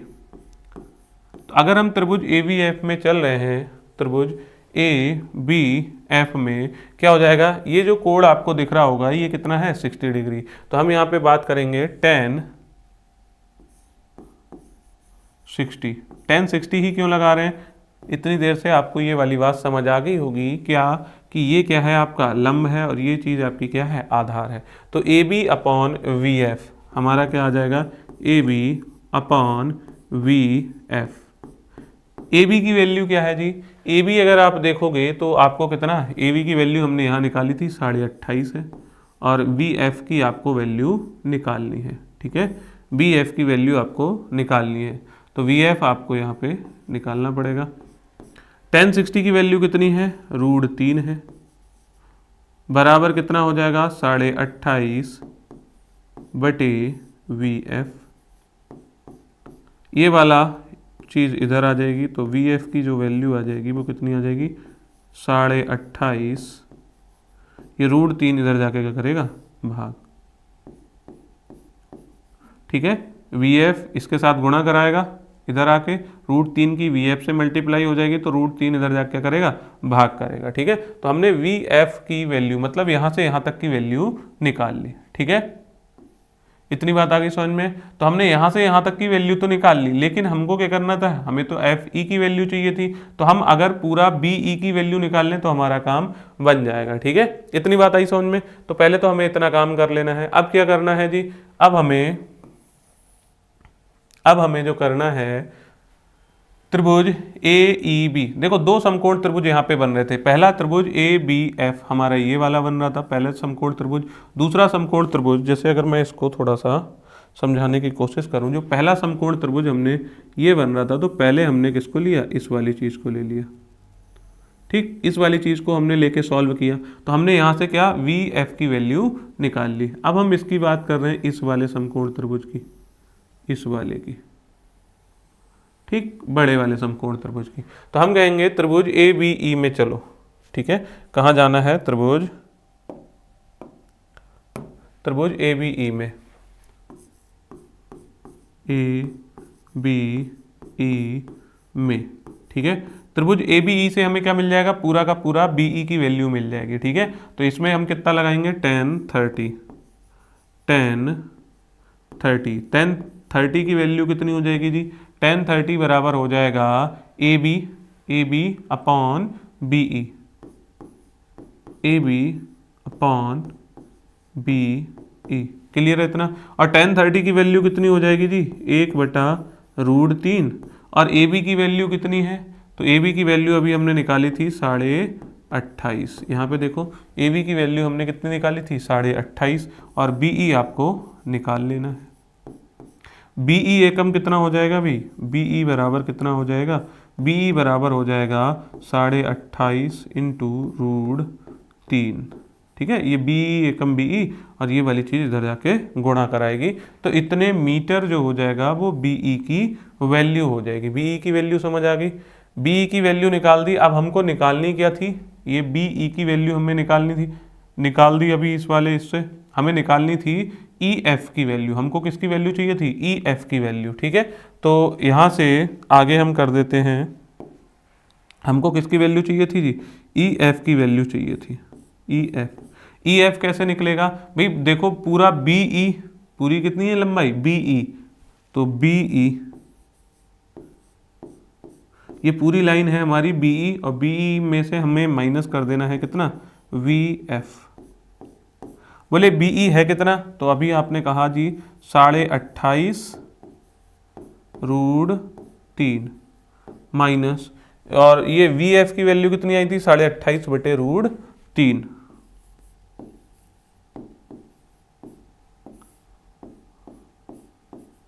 ठीक है, तो अगर हम यहां से देखें तो 28.5 जो है वो आपका क्या आ जा रहा है, कॉमन आ जा रहा है।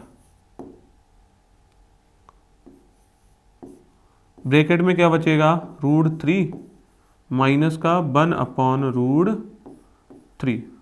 ठीक है, इसको मैं थोड़ा सा अलग लेके सॉल्व कर देता हूं। ठीक है, ये चीज आ गई थी।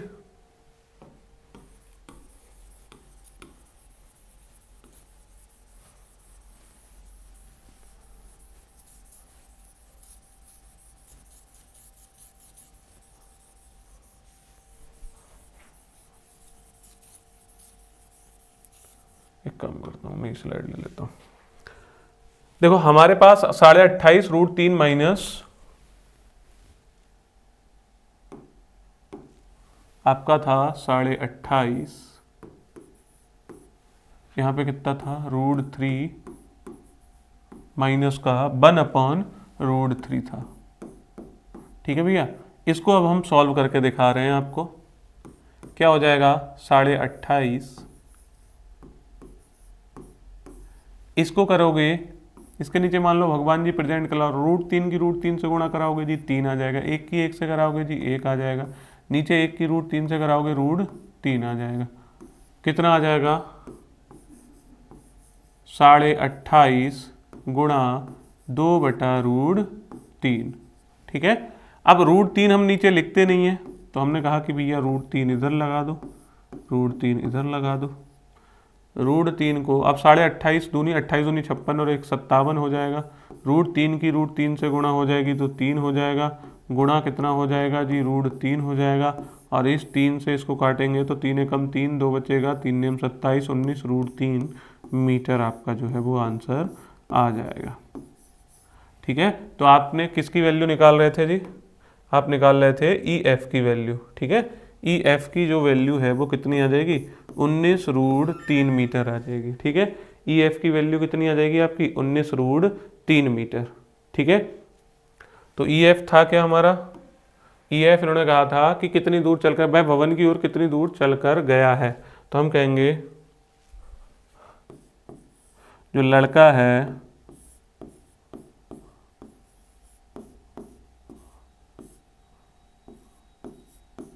भवन की ओर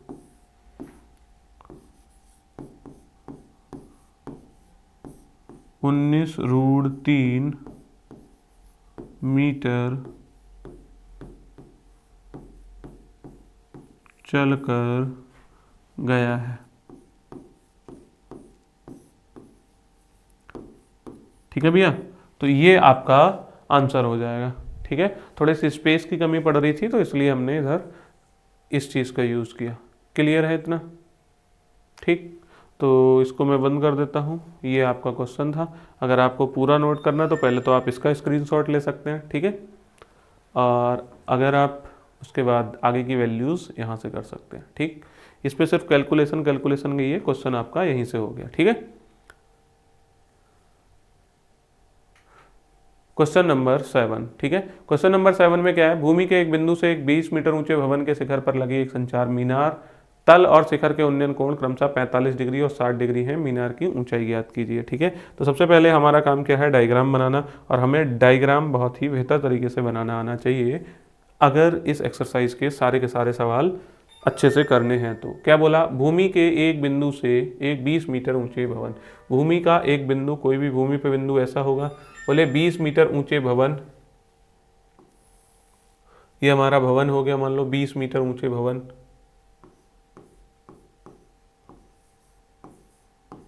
20 मीटर ऊंचे भवन। ठीक है, 20 मीटर ऊंचे भवन के शिखर पर लगी एक संचार मीनार, इसके शिखर पर यहाँ पे एक क्या लगी है, संचार मीनार। ठीक है, ये तो आपका भवन हो गया 20 मीटर का।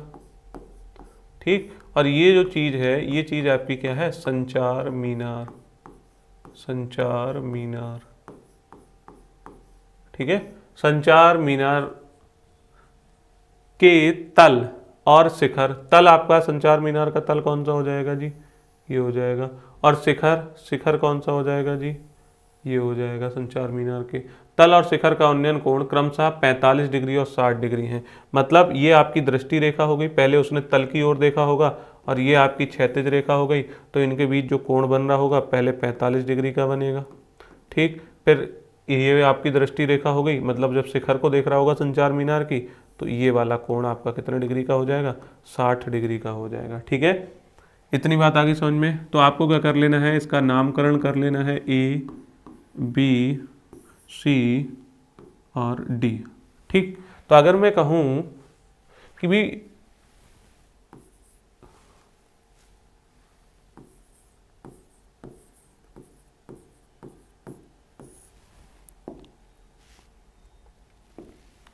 मैं कह रहा हूं कि भी देखो संचार मीनार है ना, ये भवन, भवन कितना है, जो भवन की ऊंचाई है, भवन की ऊंचाई जो है वो क्या है आपकी, बी डी है, और वो कितनी है आपकी 20 मीटर है। ठीक है, अगर हम इस चित्र में देखें तो बी डी किसको निरूपित कर रहा है, भवन को निरूपित कर रहा है, जिसकी ऊंचाई कितनी है, 20 मीटर है।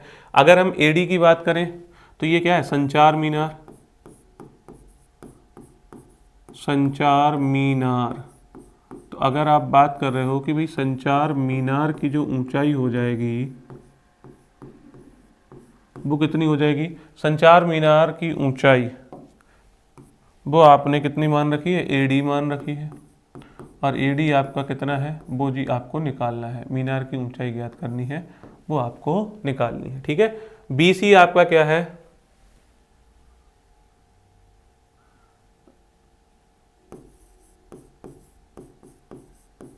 भूमि पर स्थित बिंदु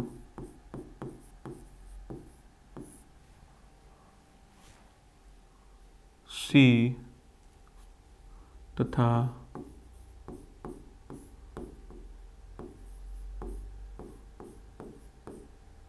भवन के बीच दूरी वो कितनी हो जाएगी भैया, BC हो जाएगी। ठीक है, अब अगर हम बात करें त्रिभुज, सबसे पहले देखो दो त्रिभुज बन रहे हैं, एक त्रिभुज बन रहा है आपका ABC बड़ा वाला, और एक त्रिभुज कौन सा बन रहा है, त्रिभुज BCD। ठीक है, जब हमको ये 20 दे रखा है तो छोटे वाले त्रिभुज से एक कोण भी दे रखा है, छोटे वाले त्रिभुज में ये 45 डिग्री, और ये एक भुजा दे रखी है, तो हम BC की वैल्यू आराम से निकाल सकते हैं। ठीक है, तो अगर हम बात करें पहले त्रिभुज BCD में, तो छोटे वाले त्रिभुज को ही पहले सॉल्व करना ज़्यादा उचित रहता है। त्रिभुज BCD में आप क्या करोगे, tan 45 लगा दोगे। ठीक है, क्यों लग रहा है tan 45, ये चीज़ आपको अब समझ आ गई होगी कि tan 45 लंब बटा आधार होता है। लंब आपका क्या हो जाएगा, BD हो जाएगा।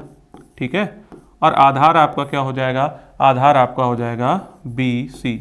tan, अब BD की वैल्यू आपको कितनी दे रखी है भैया, BC दे रखी है, और BC आपको निकालना है। ठीक है, तो अगर हम बात करें tan 45 का मान कितना होता है, 1 होता है, 20/BC, मतलब आपका BC की वैल्यू निकल के आ गई और BC आपका कितना हो जाएगा, 20 मीटर आपका BC की वैल्यू आ जाएगी। BC की वैल्यू जैसे ही आप 20 मीटर निकाल दोगे, ये BC जो है वो हमारा कितना आ गया, 20 मीटर निकल जाएगा। ठीक, अब किस में लगाएंगे, अब हम ये वाली चीज़ जो करेंगे, अब हम चलते हैं किस में, त्रिभुज ABC में। ठीक, त्रिभुज ABC में क्या लग जाएगा भैया, वही चीज़ tan 60 आपका क्या हो जाएगा, AB। ठीक है, tan 60 आपका क्या हो जाएगा, AB, और आधार आपका क्या हो जाएगा, BC। ठीक है, tan 60 की वैल्यू कितनी होती है जी, √3। BC की AB की वैल्यू कितनी है, AB आपको, AB अगर आप देखोगे AD प्लस DB, मतलब संचार मीनार AD प्लस DB भवन। तो अगर आप AB को क्या लिख सकते हो, AD प्लस का DB लिख सकते हो, अपॉन BC आपका कितना है भैया, 20 है, तो ये √3 मतलब ये 20 जो है वो √3 के साथ गुणा करा लेगा, ये बन जाएगा 20√3। AD की वैल्यू कितनी है, AD आपका संचार मीनार है, इसकी तो वैल्यू आपको निकालनी थी। DB आपको पता है वो कितना है भैया, 20 है, तो ये 20 इधर जाके क्या हो जाएगा, माइनस, तो 20√3, ये 20 इधर जुड़ रहा था, इधर जाके क्या हो जाएगा, माइनस, इधर प्लस का है, इधर वाली चीज़ आके क्या हो जाएगी, माइनस। तो AD की वैल्यू आपको निकालनी थी, तो आपकी वैल्यू कितनी आ जाएगी, 20 कॉमन ले लोगे, √3 माइनस 1, ये इतने मीटर आ जाएगी। ठीक है, तो AD की वैल्यू आपकी आ गई 20√3 माइनस 1 मीटर। ठीक है, तो आप कहोगे कि भाई ये क्या है, मीनार की ऊंचाई, अतः जो मीनार है, अतः मीनार की ऊंचाई कितनी हो जाएगी, 20√3 माइनस 1 मीटर। क्लियर है इतना, मीनार की ऊंचाई कितनी आ जाएगी, 20 ब्रैकेट में √3 माइनस 1 अपॉन मीटर, ये आपकी मीनार की ऊंचाई आ जाएगी। ठीक है, तो उम्मीद है ये क्वेश्चन आपको समझ आ गया होगा, इस तरीके से आप कर सकते हैं इस क्वेश्चन को। ठीक, क्वेश्चन नंबर 8 पे चलते हैं। एक पेडिस्टल के शिखर पर एक 1.6 मीटर ऊंची मूर्ति लगी है। ठीक है, मान लीजिए ये आपका क्या है, पेडिस्टल है, ठीक, जिस पर क्या है 1.6 मीटर ऊंची कोई मूर्ति लगी है। ये मान लो भाई हमारी क्या है, कोई मूर्ति लगी है। ठीक है, ये मूर्ति लगी है और ये मूर्ति की ऊंचाई कितनी है, 1.6 मीटर। 1.6 मीटर ऊंची मूर्ति लगी है। भूमि के एक बिंदु से मूर्ति के शिखर का उन्नयन कोण, भूमि पर एक बिंदु है, इस बिंदु से मूर्ति के शिखर का उन्नयन कोण 60 डिग्री है। उसी बिंदु से पेडिस्टल के शिखर का उन्नयन कोण, पेडिस्टल आपका ये रहा, तो बोले इसके शिखर का उन्नयन कोण कितना है, 45 डिग्री है। ठीक है, पेडिस्टल की ऊंचाई ज्ञात करनी है, इसकी ऊंचाई ज्ञात करनी है। ठीक है, बात आई समझ में, ये वाली चीज हमको ज्ञात करनी है। ठीक, मैं इस डायग्राम को थोड़ा सा और बेहतर तरीके से समझाने की कोशिश करता हूँ। ठीक है, इसको मैं एक बार मिटा देता हूँ, इरेज कर देता हूँ। ठीक, क्या कहा गया है, भूमि के एक पेडिस्टल के शिखर पर, एक पेडिस्टल मान लो, ये हम यहाँ पे इस तरीके से बना देते हैं, यहाँ इससे नीचे हम इसको क्या मान लेते हैं, पेडिस्टल। तो भाई पेडिस्टल ये रहा, पेडिस्टल हमारा, पेडिस्टल के शिखर पर एक 1.6 मीटर ऊंची मूर्ति लगी है। यहाँ से ऊपर आपकी क्या है, एक मूर्ति लगी हुई है। मैं इसको अलग कलर से शो करा देता हूँ कि भाई मूर्ति का कलर आपका क्या है, ये है आपकी मूर्ति। ठीक है, क्लियर है इतना। भूमि के एक बिंदु से मूर्ति के शिखर का उन्नयन कोण 60 डिग्री है। अगर मैं ये कोई पॉइंट मान लूं, मूर्ति का शिखर आपका, ये आपकी क्या थी, मूर्ति थी। ठीक है भैया, और ये वाली चीज आपकी क्या है, पेडिस्टल है। पेडिस्टल का मतलब जैसे जो तिरंगा वगैरह नहीं लगा होता, आप सीढ़ियाँ वगैरह बनाते हो, एक ऊंचाई होती है कुछ ना कुछ, पेडिस्टल का मतलब ये हो गया। ठीक है, तो पेडिस्टल ये रहा आपका, ये पेडिस्टल हो गया और ये आपकी क्या हो गई, मूर्ति हो गई। ठीक है, अब भूमि के एक बिंदु से एक पेडिस्टल शिखर ऊपर 1.6 मीटर ऊंची मूर्ति लगी है, तो आपकी ये जो ऊंचाई है ये कितनी होगी, 1.6 मीटर। क्लियर है। भूमि के एक बिंदु से मूर्ति के शिखर का उन्नयन कोण 60 डिग्री है। भूमि के एक बिंदु से मूर्ति के शिखर का, भूमि के एक बिंदु से मूर्ति के शिखर का उन्नयन कोण कितना है भैया, 60 डिग्री है। कितना है, ये वाली चीज 60 डिग्री है। ठीक है, उन्नयन कोण 60 डिग्री है। और उसी बिंदु से पेडिस्टल के शिखर का कोण, ये पेडिस्टल का शिखर, पेडिस्टल ये रहा, पेडिस्टल का शिखर ये रहा, तो भाई पेडिस्टल के शिखर का उन्नयन कोण कितना है, तो इन्होंने कहा पेडिस्टल के शिखर का उन्नयन कोण 45 डिग्री है। ठीक है, तो पेडिस्टल की ऊंचाई ज्ञात करनी है हमको, यहां से यहां तक की ऊंचाई ज्ञात करनी है। मान लो मैं इसको h लिख देता हूं। ठीक, इसका नामकरण कर लेते हैं, इसको मैं a लिख दूं, इसको मैं b लिख दूं, इसको मैं c लिख दूं, इसको मैं यहाँ पे d लिख दूं। ठीक है, इतनी बात आ रही है समझ में। अगर आप ये डायग्राम समझ पा रहे हैं तो क्वेश्चन में अब कुछ बचा नहीं है। ठीक है, एक पेडिस्टल के शिखर पर 1.6 मीटर ऊंची मूर्ति लगी है। ठीक है, सॉल्यूशन की अगर हम बात करें,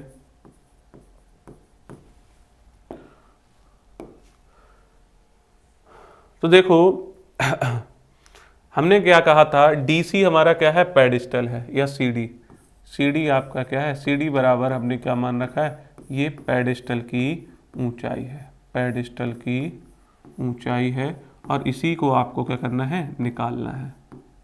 ठीक है, अगर डायग्राम को आप देखोगे तो CD किसको निरूपित कर रहा है, पेडिस्टल की ऊंचाई को। ठीक, AD किसको निरूपित कर रहा है,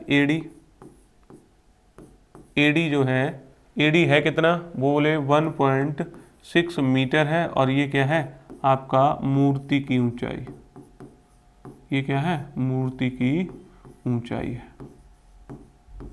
ये हमको दे रखा है। ठीक, क्लियर है इतना। उसके बाद एंगल ABC बन रहा है, एक एंगल ABC है, वो क्या है आपका एक उन्नयन कोण है, उन्नयन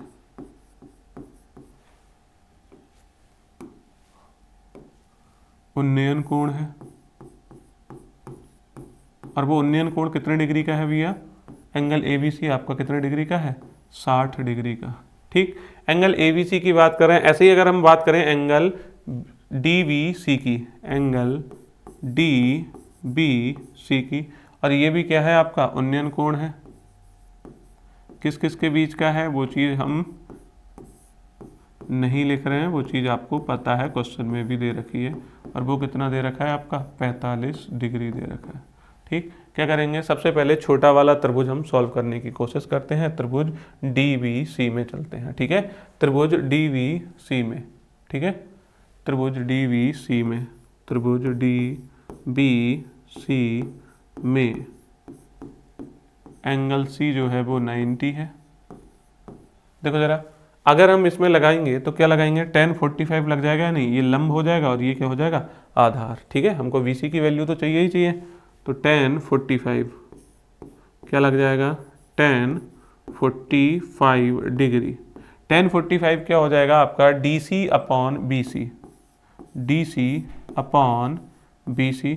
tan 45 की वैल्यू कितनी है, 1 बराबर DC की वैल्यू, DC को हम DC लिखे रहने देते हैं, और ये BC आपका अपॉन जो BC था वो BC एकम BC, इस BC 1 से गुणा करा लेगा तो BC और DC क्या हो जाएंगे आपके, बराबर हो जाएंगे। ये आपकी इक्वेशन नंबर 1 मान सकते हो। क्लियर है इतना। नेक्स्ट अगर हम चलें, अब कौन सा त्रिभुज लेंगे, एक त्रिभुज आपको देखो, ये वाला जो हमारे त्रिकोणमितीय अनुपात है हमने किसमें पढ़े हैं, समकोण त्रिभुज में। तो एक दूसरा जो समकोण त्रिभुज है वो कौन सा है, त्रिभुज ABC। ठीक है, त्रिभुज ABC में क्या करेंगे, इसमें आपका लग जाएगा tan 60। ठीक है, क्या लग जाएगा, tan 60, और tan 60 की वैल्यू क्या हो जाएगी, tan 60 बराबर हो जाएगा AC upon BC, AC upon BC, क्योंकि AC आपका tan 60 इसमें लंब हो जाएगा और ये क्या हो जाएगा आपका आधार हो जाएगा। tan 60 की वैल्यू की अगर हम बात करें तो वो कितनी हो जाएगी जी, √3 हो जाएगी। AC की अगर हम बात करें तो 1.6 प्लस h, AC की वैल्यू कितनी हो जाएगी, AC आपका हो जाएगा AD प्लस का DC, और BC आपका क्या हो जाएगा, BC को आप VC ही लिखे रहने दे सकते हैं। ये VC इधर जाके क्या कर लेगा, मल्टीप्लाई कर लेगा, √3 इंटू VC। AD की वैल्यू कितनी है, AD मूर्ति की ऊंचाई वो कितनी दे रखी है आपको, 1.6 प्लस DC तो आपको निकालना था। ठीक, क्या DC हमारा BC के बराबर है या नहीं, तो हम DC की जगह पे क्या लिख देते हैं, यहाँ पे इक्वेशन 1 समीकरण 1 में क्या दे रखा है, 1 से कर देते हैं, AC जो क्या नाम है DC है,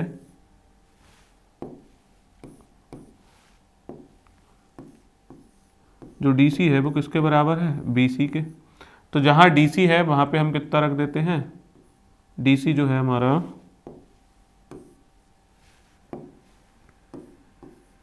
DC हमारा BC के बराबर है, तो DC की जगह पे हम कितना रख देते हैं, BC रख देते हैं। ठीक है, तो √3 BC आपको यहीं रहने दो, ये वाला DC प्लस का है, इधर आके क्या आएगा, हो जाएगा माइनस का, और DC की जगह पे हमें कितना लिखना था, BC लिखना था, तो हमने BC लिख दिया और 1.6 हो जाएगा।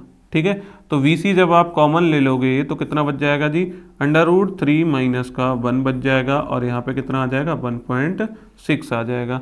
और अगर हम BC की वैल्यू की बात करें, सिर्फ VC की वैल्यू की बात करें, तो VC आपका क्या हो जाएगा, 1.6 अपॉन √3 माइनस 1। ठीक है, तो ये क्या हो जाएगा, 1.6 अपॉन √3 माइनस 1 हो जाएगा। ठीक है, अब हम इसका क्या करते हैं, हर का परिमेयकरण कर देते हैं, तो √3 माइनस की जगह पे प्लस का 1, और नीचे क्या आ जाएगा आपका, √3 प्लस का 1 हो जाएगा। ठीक है, इतनी बात आई समझ में। अब ये क्या हो जाएगा, 1.6 √3 प्लस 1 आपका ऐसे ही रहने वाला है,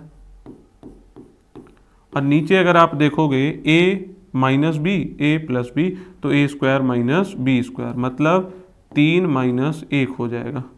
ठीक है, तो अब आपका क्या हो जाएगा जी, अगला स्टेप 1.6 ब्रैकेट में √3 प्लस 1 अपॉन आपका कितना हो जाएगा, 3 में से 1 जाएगा 2, और इस 2 से जब हम इसको काटेंगे तो आंसर क्या आ जाएगा, 0.8 √3 प्लस 1 मीटर। क्लियर है इतना।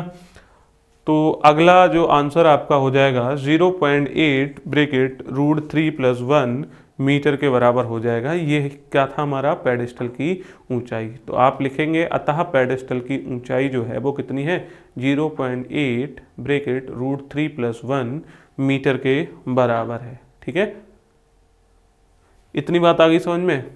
चलें नेक्स्ट क्वेश्चन की तरफ। नेक्स्ट क्वेश्चन क्या है, एक मीनार के पाद बिंदु से एक भवन के शिखर का उन्नयन कोण 30 डिग्री है और भवन के पाद बिंदु से मीनार के शिखर का उन्नयन कोण 60 डिग्री है। एक मीनार 50 मीटर ऊंची हो तो भवन की ऊंचाई ज्ञात कीजिए। ठीक है, अगर हम यहाँ पे कहें ये आपकी क्या होगी, मीनार मान लो। ठीक है, यहाँ पे अगर हम इसकी बात करें, ये आप क्या कह दोगे, भवन। इसको क्या मान लोगे, ये आपका क्या हो गया, भवन। ठीक, क्वेश्चन को पढ़ लेते हैं। दो चीज़ों की बात कर रखी है, एक मीनार और एक भवन। बोले एक मीनार के पाद बिंदु से, मीनार आपकी ये रही, मीनार का पाद बिंदु कौन सा हो जाएगा, ये हो जाएगा। ठीक है, मीनार का पाद बिंदु कौन सा हो जाएगा, ये वाला। तो मीनार के पाद बिंदु से, एक मीनार के पाद बिंदु से भवन के शिखर का, भवन का शिखर ये रहा, ऊपर का सिरा, तो भवन के शिखर का उन्नयन कोण कितना हो जाएगा, 30 डिग्री है। तो अगर आप इससे इसको ऐसे करके मिला दोगे तो ये वाली जो चीज़ है वो कितनी हो जाएगी, 30 डिग्री हो जाएगी। ठीक है, 30 डिग्री हो जाएगी। और भवन के पाद बिंदु से, ये भवन है, भवन के पाद बिंदु कौन सा हो जाएगा, ये, और इससे इसके पाद बिंदु से मीनार के शिखर का उन्नयन कोण 60 डिग्री है। मीनार के शिखर का उन्नयन कोण कितना है, 60 डिग्री है। ठीक, यदि मीनार 50 मीटर ऊंची हो, और मीनार आपकी कितनी ऊंची हो, 50 मीटर ऊंची हो, मीनार की ऊंचाई कितनी दे रखी है, 50 मीटर ऊंची हो। तो आपको भवन की ऊंचाई ज्ञात करनी है, ये वाली चीज़ आपको ज्ञात करनी है। ठीक है, मैं इसको h मान लेता हूँ। यहाँ पे A, B, C, D। ठीक है, सॉल्यूशन में माना जो भवन है, भवन की ऊंचाई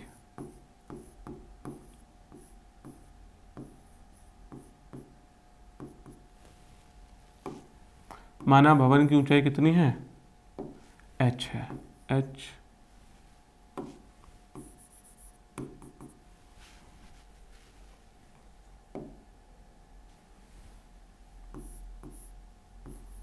ऊंचाई h मीटर है। ठीक है, माना भवन की ऊंचाई कितनी है आपकी, h मीटर है।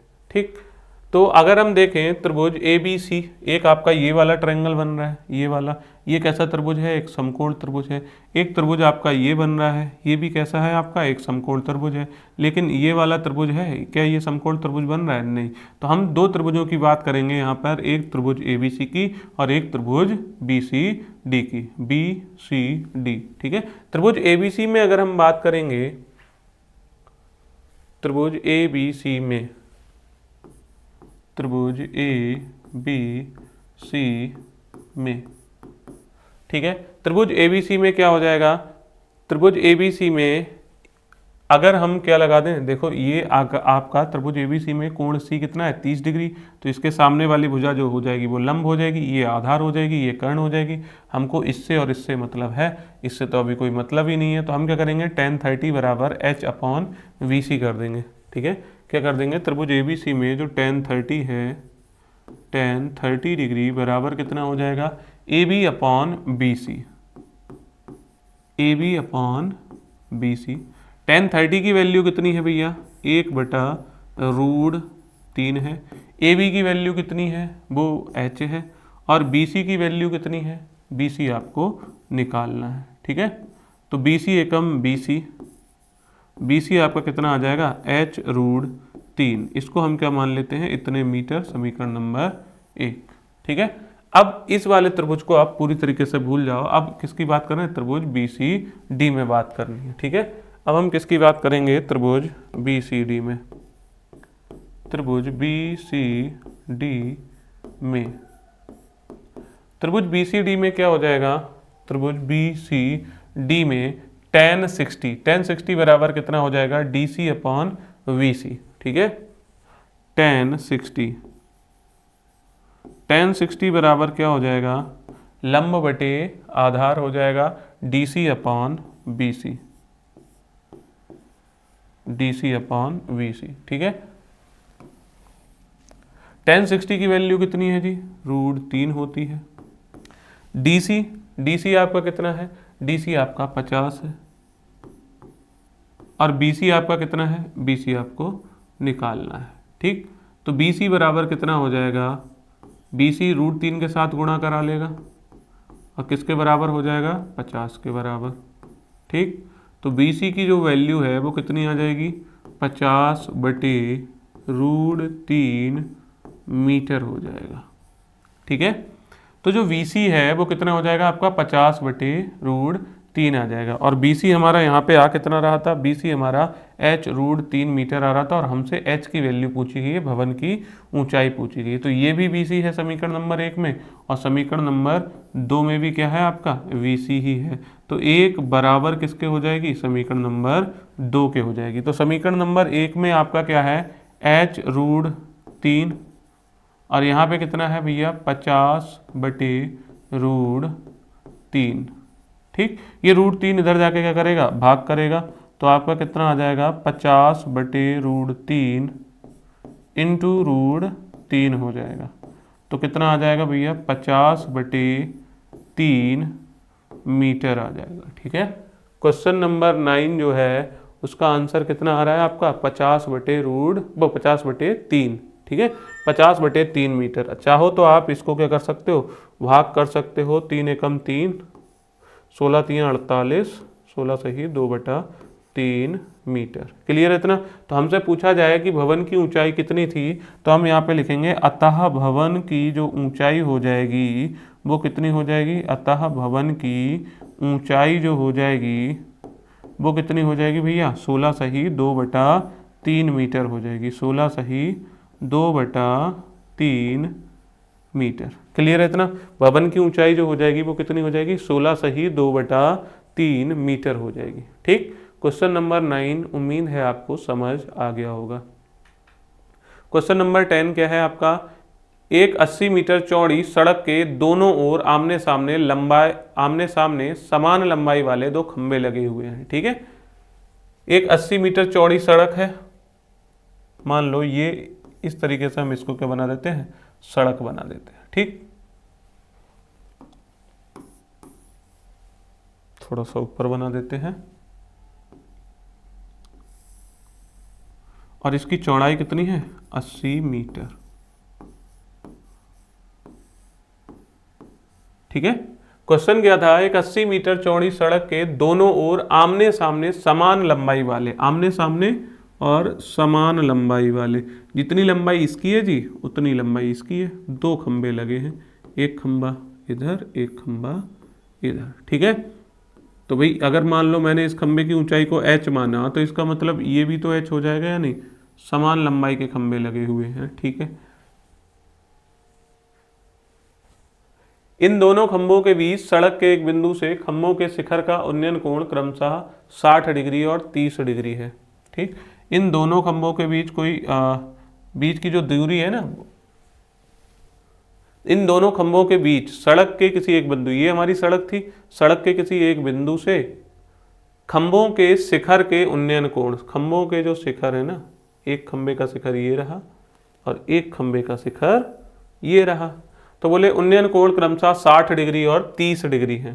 ठीक, तो अगर हम यहाँ पे बात करें, इसको मान लो भैया 60 डिग्री और इसको मान लो जी 30 डिग्री। ठीक है, खंभों की ऊंचाई और खंभों से बिंदु की दूरी ज्ञात कीजिए कि खंबे कितने ऊंचे हैं और इस बिंदु की दूरी ज्ञात करनी है। ठीक है, तो हमको निकालना क्या है, ए बी सी डी और ई। एक तो हमें ए बी और ए बी बराबर ई डी निकालना है। ठीक है, सॉल्यूशन में अगर हम चलें तो क्या है,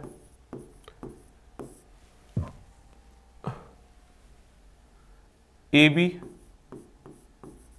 और बराबर किसके है, ए बी बराबर हमें दे रखा है डी ई के, और ये दोनों क्या हैं, ये दोनों हैं खंबे लगे हुए हैं, ए बी बराबर डी ई, दो समान ऊंचाई के खंबे हैं।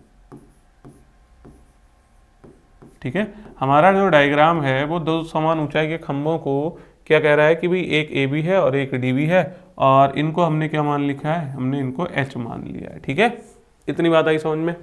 उसके बाद अगर हम बात करें एंगल त्रिभुज ए बी सी में, अगर आप त्रिभुज ए बी सी में देखो, या फिर इससे पहले एक चीज़ और लिख लेते हैं, इससे पहले हम एक और बात लिखने वाले हैं। क्या, यहाँ पे देखो सी क्या है, सी सी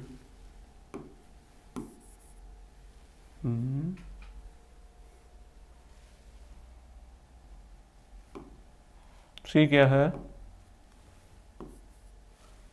सी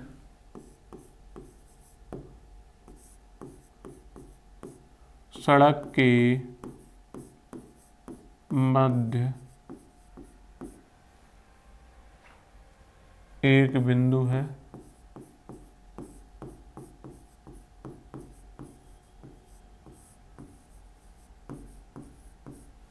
ठीक है।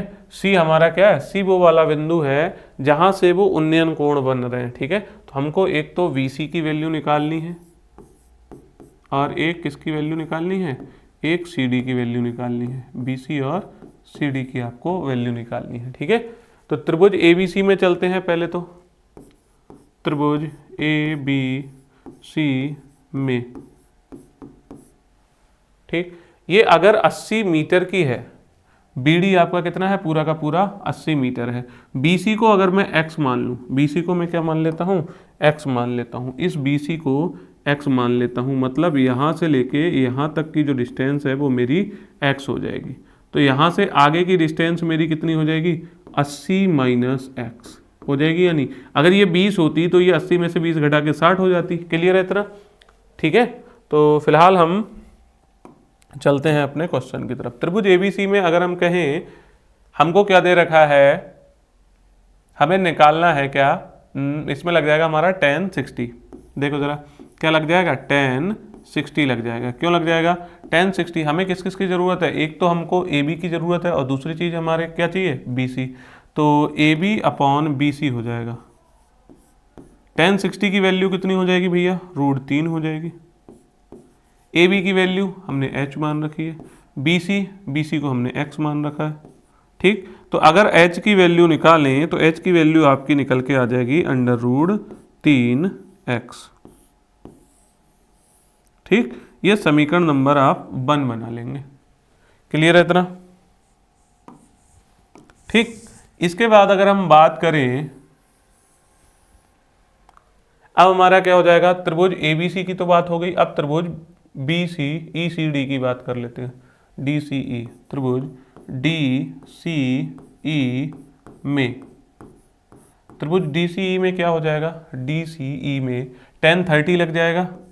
अब देखो ये वाली बातें समझ आ रही होंगी कि भाई tan 30 क्यों लग रहा है और tan 60 क्यों लग रहा है, ठीक है। तो अगर हम बात करें यहाँ पे ये चीज़ कितनी हो जाएगी, h अपॉन नीचे कितना हो जाएगा, CD, ठीक है। इसको मैं h ना लिख के पहले उसका नाम ही लिख देता हूँ, क्या हो जाएगा DE और नीचे क्या हो जाएगा CD, ठीक। tan 30 की वैल्यू कितनी होती है, tan 30 बराबर हो जाएगा आपका 1/√3। DE की जगह पे आप h लिखोगे, CD की जगह पे आप रखोगे 80 माइनस एक्स। 80 माइनस एक्स एकम 80 माइनस एक्स हो जाएगा और इधर आपकी वैल्यू कितनी आ जाएगी, h√3, ठीक है। तो ये आपकी हो जाएगी समीकरण नंबर 2, ठीक। चलो ये समीकरण नंबर आपकी 2 हो जाएगी। अब आपको क्या करना है, समीकरण 1 से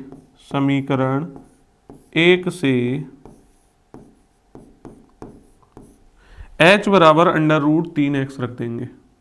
h बराबर √3x रखने पर, ठीक है।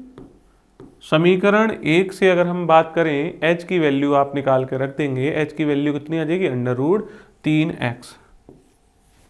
तो कितना हो जाएगा 80 माइनस एक्स, h की जगह पे आप रख दोगे √3x इंटू √3 और √3 की √3 से मल्टीप्लाई कराओगे जी 3x हो जाएगा।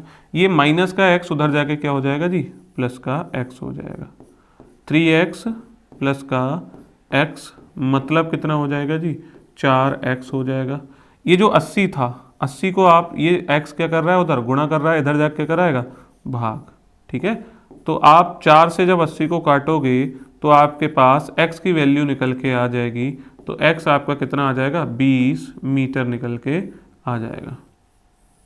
x क्या चीज़ थी भाई, BC की वैल्यू। तो BC की वैल्यू हम निकाल चुके हैं, BC बराबर क्या था जी, x था और ये कितना हो गया, 20 मीटर। अच्छा हम CD की वैल्यू निकाल सकते हैं या नहीं, इससे CD भी निकाल सकते हैं। CD कितना हो जाएगा, 80 माइनस एक्स। 80 में से x जाएगा मतलब 20 जाएगा, कितना आ जाएगा जी, 60 मीटर आ जाएगा, ठीक। और क्या निकालना था हमको, AB, h की वैल्यू निकालनी थी ना। तो h आपका कितना था, √3x। समीकरण 1 से देखोगे तो h बराबर कितना है आपका, √3x और √3x की जगह पे आपको कितना रख देना है, 20 रख देना है।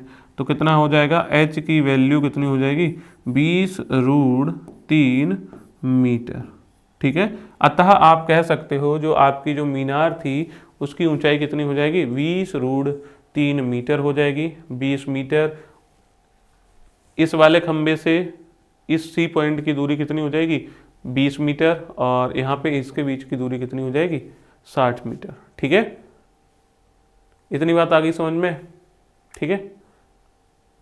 चलो तो नेक्स्ट क्वेश्चन की ओर बढ़ते हैं, क्वेश्चन नंबर 11, ठीक। ठीक है। तो क्वेश्चन नंबर 11 में क्या है, एक नहर के एक तट पर एक टीवी टावर ऊर्ध्वाधर खड़ा है। एक नहर के एक तट पर, ये नहर है मान लो, नहर के एक तट पर क्या है, एक टीवी का टावर है, वो ऊर्ध्वाधर खड़ा है।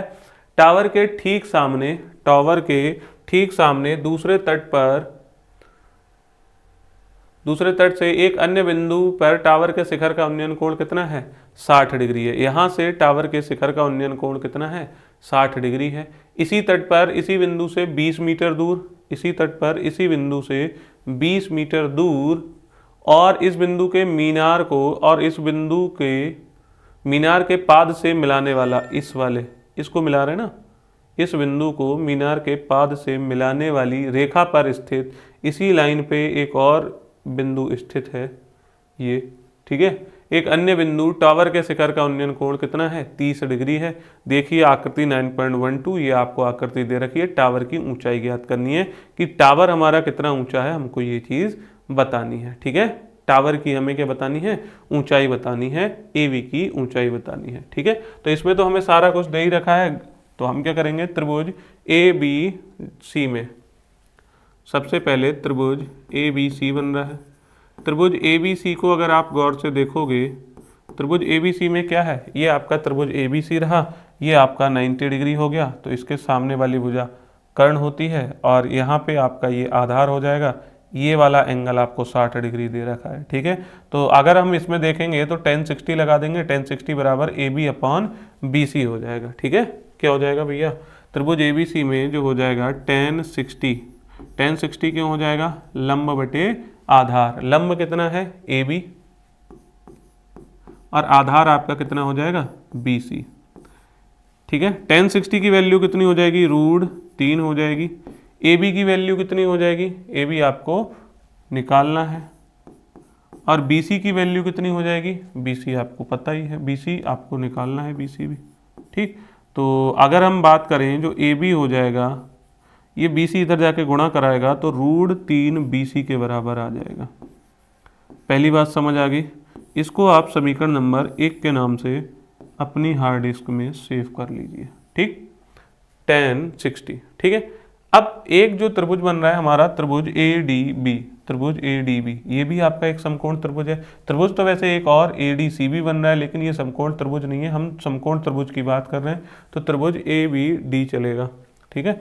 त्रिभुज ए बी डी में, त्रिभुज ए बी डी अगर आप देखोगे, ए बी डी में क्या लिखा है 1030 लग जाएगा। क्यों, 1030 बराबर क्या होता है जी, लंब बटे आधार होता है। लंब कितना हो जाएगा आपका, ए बी, ठीक है, और आधार आपका क्या हो जाएगा, बी डी। क्लियर है भैया, देखो A B upon B D. A B 1030 की वैल्यू कितनी हो जाएगी, 1/√3, ठीक।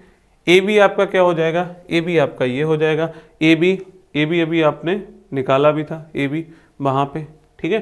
तो ए बी आपका ये हो गया, और बी डी आपका क्या हो जाएगा, बी डी आपका हो जाएगा D C plus C B C, ठीक है। बी सी प्लस का सी डी कर देता हूं इसको, बी सी प्लस का सी डी, ऐसा बोल सकते हैं, ठीक। ए बी की जगह पे हम पहले तो चलो इसी को सॉल्व कर लेते हैं। 1/√3 हो जाएगा। एक काम करते हैं, इससे पहले इसकी इधर गुणा करा देते हैं, तिरछी गुणा करा देते हैं, तो ये क्या हो जाएगा, बी सी प्लस का सी डी हो जाएगा, और √3 ए बी हो जाएगा, √3 ए बी हो जाएगा। क्लियर है इतना। बी सी आपका कितना था, बी सी आपका ये रहा, सी डी आपका कितना था, ये 20 है, तो बी सी आप ऐसे ही लिख रहने दोगे, सी डी की जगह पे कितना लिख दोगे, 20 बराबर कितना हो जाएगा, √3 ए बी, ठीक है। √3 ए बी आपका वो रहा। ए बी की वैल्यू अगर आप यहां से रख दोगे, समीकरण 1 से उठा के, समीकरण 1 से ए बी की वैल्यू आप उठा के रख सकते हो। जो बी सी है वो प्लस 20 हो जाएगा, और √3 ए बी की मैं जगह क्या लिख सकता हूँ, √3 बी सी, √3 बी सी हो जाएगा। क्लियर है इतना। √3 की √3 से गुणा, BC प्लस 20 बराबर √3 की √3 से गुणा कराएंगे तो 3 BC हो जाएगा। ये वाला BC उधर जाके क्या हो जाएगा, माइनस हो जाएगा। ठीक है, तो अगर हम बात करें 20 बराबर कितना हो जाएगा, 3 BC माइनस BC। ठीक है, और 3 BC में से 1 BC जाएगा, कितना बच जाएगा, 2 BC बच जाएगा। 2 BC की वैल्यू कितनी आ गई, 2 BC की वैल्यू जो है वो आपकी 20 आ रही है। ठीक है, और BC की वैल्यू कितनी आ जाएगी, अगर हम सिर्फ BC की बात करें तो BC बराबर 10 मीटर आ जाएगा। ठीक है, तो BC आपका क्या आ जाएगा, 10 मीटर। तो BC ये आपकी क्या थी, नहर की चौड़ाई थी, और नहर की चौड़ाई आपकी कितनी आ गई, 10 मीटर आ गई। ठीक है, और हमें करना क्या है, हमें और निकालना है टावर की ऊंचाई, AV की वैल्यू भी चाहिए। ठीक, तो मैं AV की वैल्यू इधर निकाल देता हूं। ठीक है, AB क्या है, AB आपका है √3 BC। AB की वैल्यू कितनी है, √3 BC है। ठीक है, AB की वैल्यू कितनी है, √3 BC। √3 और BC की जगह पे हम कितनी रख दें वैल्यू, 10 रख दें, तो BC की वैल्यू 10 आई थी, तो 10 √3 मीटर। तो ये AB की वैल्यू आ गई। AB हमारा क्या था, टावर था, तो टावर की ऊंचाई जो आ गई वो कितनी आ गई, 10 √3 मीटर आ गई। ठीक है, टावर की ऊंचाई जो हो गई वो हमारी कितनी हो जाएगी, 10 √3 मीटर हो जाएगी। ठीक, 10 √3 मीटर, और नहर की चौड़ाई कितनी हो जाएगी, 10 मीटर। क्लियर है इतना। ये हमारी रही नहर की चौड़ाई, नहर की चौड़ाई हमारी कितनी है, 10 मीटर। ठीक, नेक्स्ट